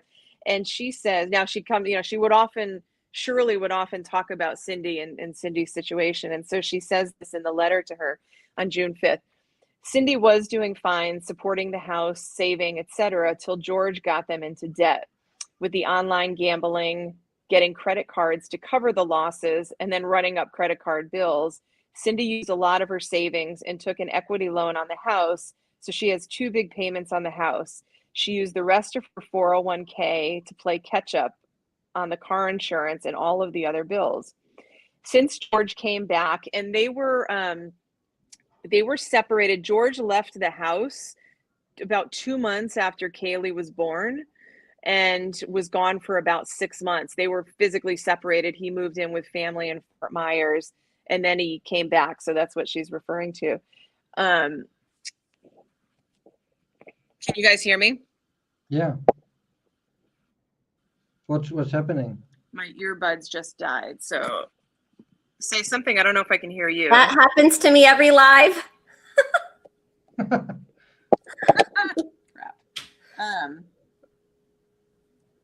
I can't hear you. Can you hear me? Can you hear us? Oh, I can't hear you now. Oh, wait, I hear you now. Okay. All right, there we go. Okay, cool. I think it adjusts. It says, since George came back, he has had at least 3 or 4 jobs. He's supposed to pay his car payment, the telephone, and the electricity bills. He always gets behind on these. Cindy saw a counselor. The counselor told her to not support Casey and Kaylee. Cindy said, I can't let them be out on the street. So then she saw a lawyer about getting a divorce. And, you know, the lawyer, George's lawyer said he could get half of the house, which Cindy had paid every penny on, and she would have to pay him alimony because, you know, she's Cindy would have to pay George. Yeah. So Cindy asked her lawyer if they, you know, if they could do that. He said, yes, they could. The courts could do that, make her pay, you know, for George to live, because she had been the main support all of those years. So then these are Shirley's words, ain't that a bitch? She said, ain't no way he's getting the house that she has paid for. So she has to stay married, knowing she will never get ahead again. Even if she wanted to get an apartment and sold the house, he could still claim half of everything she has. That's why at 50, she's so depressed. All these years of working, and between George and now Casey, she's living from payday to payday. She says she knows there's a sickness. This is interesting too. She knows there's a sickness that runs in George's family. His sister, Sunny, is bipolar. Like Jean's sister, Joan, compulsive behavior, overspending is one of their traits. Lots of others. Casey has it too. Cindy said she has thought of doing away with herself if it wasn't for Kaylee and Dad and me, but with the pressure she's under, even that might not be enough to keep her from harming herself. She said the only thing that keeps her sane is she loves her job, so I guess she's safer working than taking the week off, meaning about the birthday week. And that's basically what she says. But I mean, these are letters, you know, that like were revealed after the fact, but these are letters taking place, you know, in literally in the weeks leading up to Kaylee dying. And, you know, it does, going back to that question of, was this like a terrible like accident? I mean, does it feel to you like this is a coincidence that Kaylee dies on the heels of all of this, these fights, these arguments that neighbors heard, that families talked about, but now denies? This culmination, and then all of a sudden Kaylee dies. Does that feel like an accident? I mean, yeah. I think so someone not there yet asked this question, you know, like, where does this come from? I think a big part of it is how this family dealt with money. And I think in a very simple way, you could see if you were a child in this marriage, right, you could see how George is benefiting by being this sort of moocher and doing whatever he likes. So it's like Cindy's kind of walked the straight and narrow, but George benefits by not walking the straight and narrow. He still gets whatever he wants. You know, he doesn't have to. And then someone is on the sidelines looking at that, saying, "Who do you want to be, Cindy or George?" Yeah. You know, she's both of them. Casey's both. No, totally. So, Stephanie, thoughts on that? I just think that that lying was just a normal, natural pattern for the Anthony family. So it's just what happened. Yeah, just like a currency in the household. Yeah. How's your son, Stephanie? Oh, he's much better. Thank you for asking. He's been nearly a week on treatment, and we go back to the doctors in 2 more weeks for a follow-up, and then we will have him tested for evidence of the Lyme disease and or antibodies. So he's on the antibiotics right now, so we're hoping that it's nothing long-term. Yeah. Are you quite stressed about it? I think I am. I try to like push it in the back of my head because it's out of my control. I'm doing everything that I can right now. And right now he's feeling well, but I get a little bit worried when Lyme disease is a big deal. I mean, but also that, you know, they've come up with ways to treat it. And, you know, so hopefully you guys have, you know what I mean? Like that he's going to be okay and get all of this stuff. So I mean, knock on wood.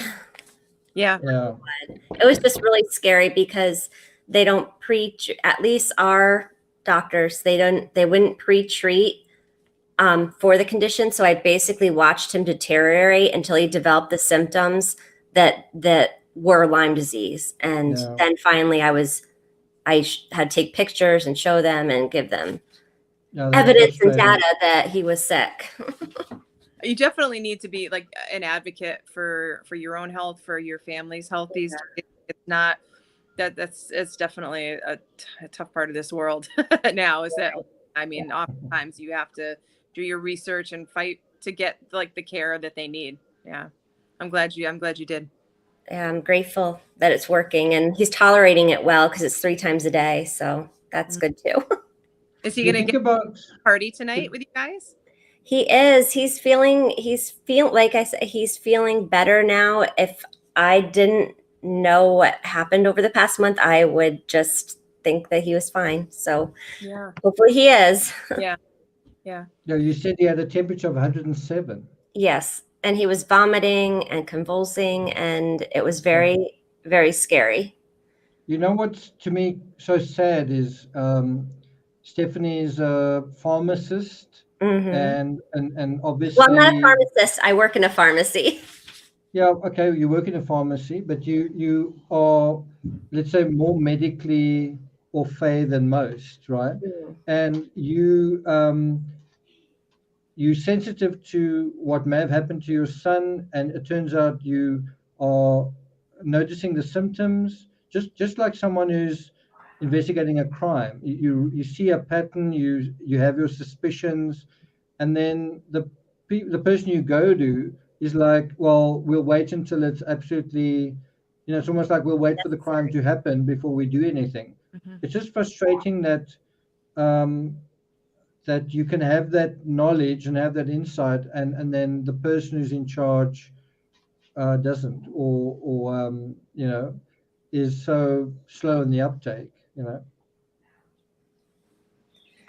Yeah, it was really scary, but he is feeling better. And he had a tick on him. It's not like I just was like, oh, he has Lyme disease going through the book. So now that's a big one. If you actually, in South Africa, I've had tick bite fever, but we never actually found there's a distinctive bite mark. We never really found that. Bullseye rash. Yeah, no, well, it's a little bit different. It's a bit different Lyme disease to that, but they did find it in my blood, and by the time they did, they said it's over. There's no treatment. You've kind of come through it. You've had it for 3 months, kind of thing. Oh wow. You kind of have hot and cold sweats. One day you feel very, very weak. The next you feel completely fine. Yeah. So anyway, so Stephanie, do you wanna? I just wanna. We have a video. Oh, there we go. Oh, Scarlett. Hi. She's like, Timmy, can you see the woofie there? Scarlett and Timmy having FaceTime. Say hi, Timmy. Timmy, look. Timmy, look. Can you see? Yeah, that's quite cute. All the non-dog people are like, oh, for God's sake. Yeah. Yeah, I think, Stephanie, you must get your cat. Yeah. Oh. I can imagine our dogs jumping through the screen and, Yeah. Go ahead, baby. I know. Go back to. Okay, so Stephanie, do you want to wrap up with that very last question? Yes. So the last question that she took was, and we touched upon this in the beginning, why was Casey not convicted? And she said, juries are unpredictable. Was she overcharged? Cultural norms needed to be taken into consideration. I don't think we as a society were ready to find a relatively attractive white woman guilty of crimes or ready to put her to death for them. We have a concept in our heads of what a killer looks like, and we've constructed an idea in our heads of what safe people look like, of what scary is and what it isn't, and what we need to look out for. And that was going, like you said, about looks, just in terms of her being acquitted. Yeah, I mean, her looks were a big part of the staging of the trial. You know, she looked totally different in court to what she looked like in these nightclubs. You know, when Totally. he talked about in his, I think Jose wrote this in his book. I'm pretty sure that's where I read it, but they took her chair like at the defense table and put it on its lowest like setting, so she would be as small as possible. And Casey's a very small girl anyway. I mean, I think she's maybe like 5 feet tall. She's obviously very slender.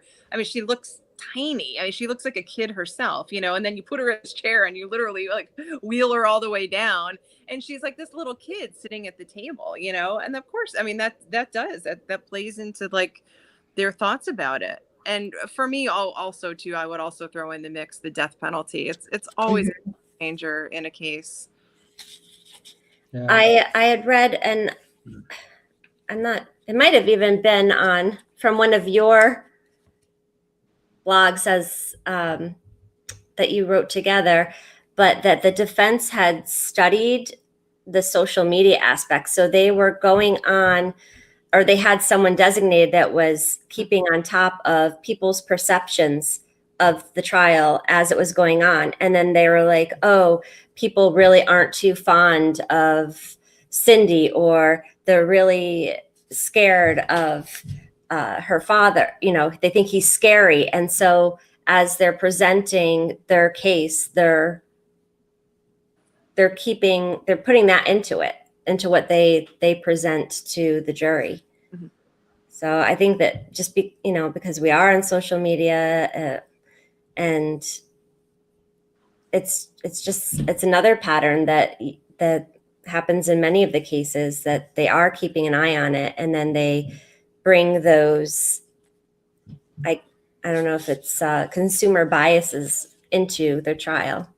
As much as it's like technology is a nightmare for defendants nowadays, because they can for instance, like in the Lori Vallow Chad Daybell case, like they track like Alex Cox, who's the brother of Lori Vallow, who's now dead, who he's going to be falling on the sword in his death for all of this. Just wait for that. But the stuff that they presented, so far in some of the initial court hearings and stuff, is that they have him.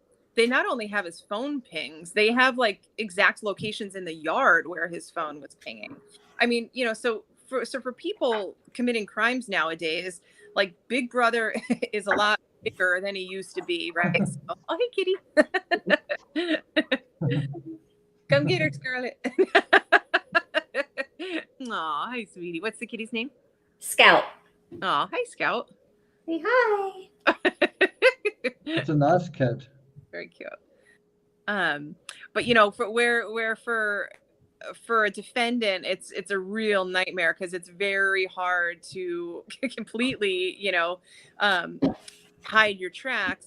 It's also a huge benefit to the defense, because they have access to so much more information about everyone. I mean, it goes both ways, right? You use it for what you need to use it for, but it definitely helps them in jury selection. It definitely helps them with their cases. I mean, they have the pulse on whoever they want to have the pulse on, Well, we're definitely going to have you on, Lisa, as the Lori Vallow case draws nearer.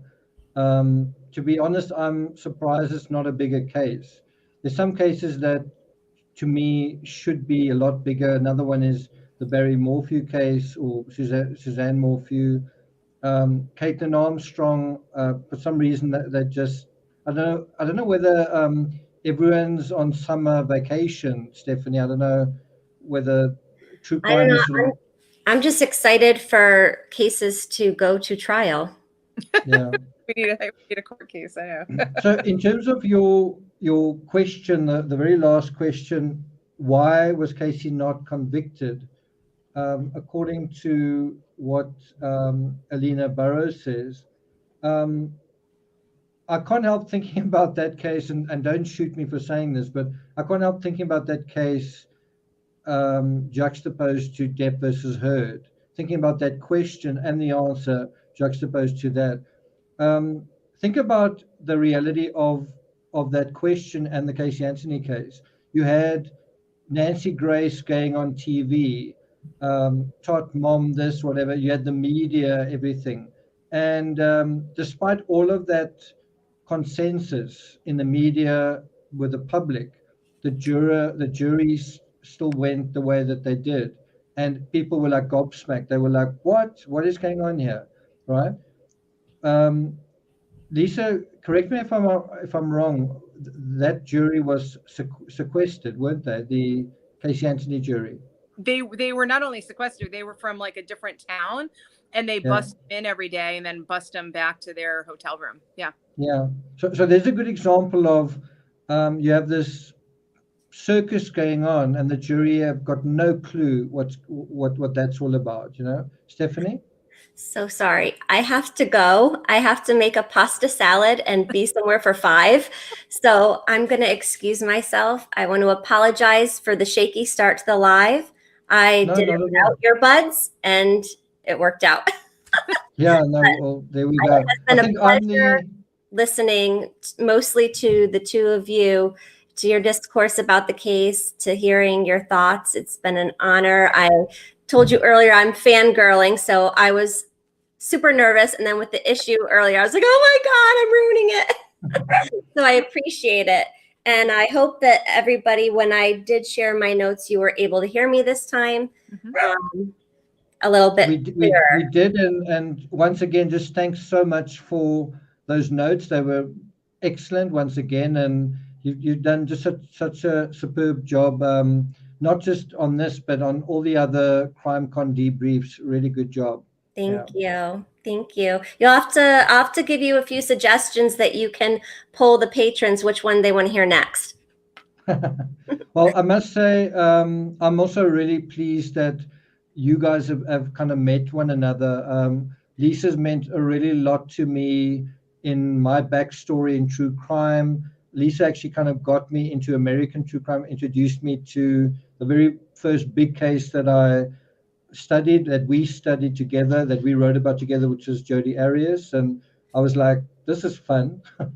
I can see why she's so special to you. And you two have a great relationship. It just shines through. And I've told you, Nick, she's a gem. So we are just so lucky to have you with us. We must just get our dogs together. You know, our dogs must meet, and then it's happily ever after. All right. I'll have to catch your goodbyes later. Okay. Thanks a lot, Stephanie. Thank you. And our community also thanks you as well. You're very welcome. My pleasure. Take care. Bye. Okay. Take care. And then what I also wanted to say was that I'm glad you've met Stephanie, because Stephanie's been a real trooper with true crime rocket science, just like almost like a super mod, but I mean, just she's someone who's enthusiastic, interested, intelligent, attentive. You know what I mean? Like paying that kind of quality attention. And for example, when we covered the Gabby Petito case, she kind of reminded me that there was actually somebody who'd found evidence of a struggle, and it's that kind of level of attention that is sometimes a little bit lacking in true crime. And what's so great when you have a team, you know, whether it's one or not a team of one, whether it's say 2 or more people, it helps create that impression of omniscience, you know. And we definitely had that, you and I, where the thing I didn't think of, you often thought of, and vice versa. One person kind of holding the fort, there's a whole dimension that you just don't get to, and your own biases sort of constrain your, to some extent, you try not to be biased, but it limits your reach. Yeah. And that's made up by the other person. Yeah. Agree. Yeah. Yeah. Stephanie is awesome. I look forward to talking to her more, for sure. I also think it works having a male-female research team, because even if it is great minds think alike, men think differently to women, and vice versa. You know what I mean? There's just a different, the way you associate is also different, and those differences are important. It definitely does. Sorry, my dog's going nuts right now. People outside. Yeah, no, it does. I mean, there's definitely been times where, you know, whether it's like the perpetrator is a male or it's a woman or the victim, what, you know, like it just like sometimes like you'll have insights to it because of that, or me, or what, you know what I mean, that are just that you just see it in a different way. So yeah, I have always appreciated the male female perspective on a case. Okay, so I'm going to end this episode, this live stream, just by plugging some of my own work. So if you guys, whether you're listening to this live or you are playing it on replay, I've written a book, Treachery, 31 Strange Days with Casey Anthony. It's available on Amazon. It's actually part of a 2-book series. There were meant to be 3 books. I haven't quite gotten there yet. Anyway, that is the first book in the series. It deals with the 31 days. And then there's another book, Treachery, the 5-month search for Kaylee Anthony, dealing with the search for Kaylee.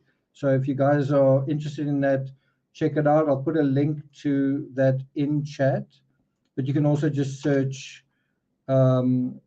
Treachery. You can just search for that on Amazon. It should come up. I just want to thank Lisa for being available as well. It was quite a job trying to get all 3 of us on the same day. So I'm glad we eventually did do that. Yeah, it would be really good to do it again. Lisa, plans for 4th of July?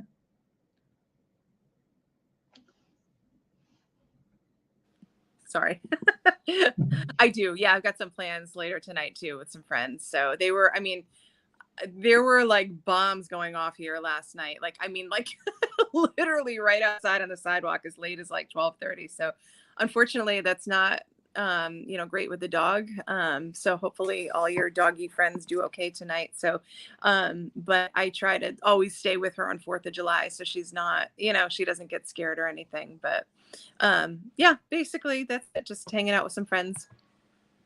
Okay, so my plans for 4th of July are to create 0 YouTube content. So I plan to be absent on YouTube, barring if there's something really newsworthy. But to be honest, I'm probably going to try and finish the Treachery 2 audio book. So I will be working a little bit behind the scenes. I'm also going to be doing Van Gogh Letters episode 20. Can you believe it? But probably in 90 minutes, maybe 2.5 hours, we'll see.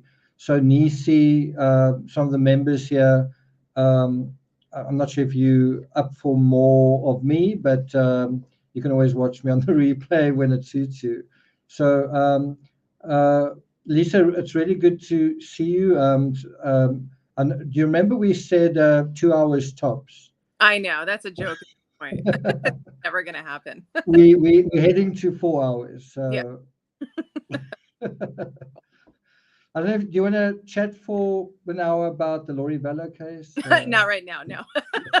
Yeah. I will come back to do that at some point, though. Yes. Yeah. Just kind of something personal between Lisa and me.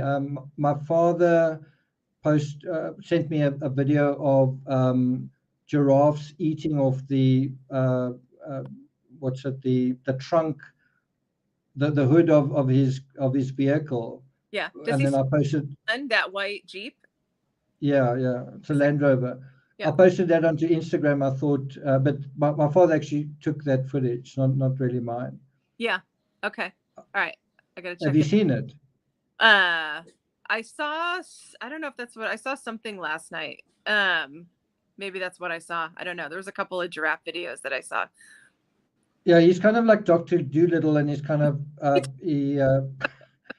so now he put some giraffe feed on the trunk or on the hood of his Land Rover, and then they sort of bend over and eat it right in front of the window, and then so that's kind of, so it's like literally in your face. I remember that with giraffes. zebras when we were there, like pulling up, and the zebras were like right next to the, like, as you're like driving into like the farm, the more wooded area. I remember like a whole bunch of like the zebras coming over and being right up at the window. I kind of remember that like it was yesterday, just like, I know, it's weird. Yeah. just the thrill of you being able to share this with you, Mm-hmm. and also the fact that it was quite special. So, and I remember we must still, when we do another live, we must take some of our viewers through the adventures in Botswana, where you narrowly escaped death a couple of times, where we also narrowly escaped in the wilds of Africa, literally. Yeah.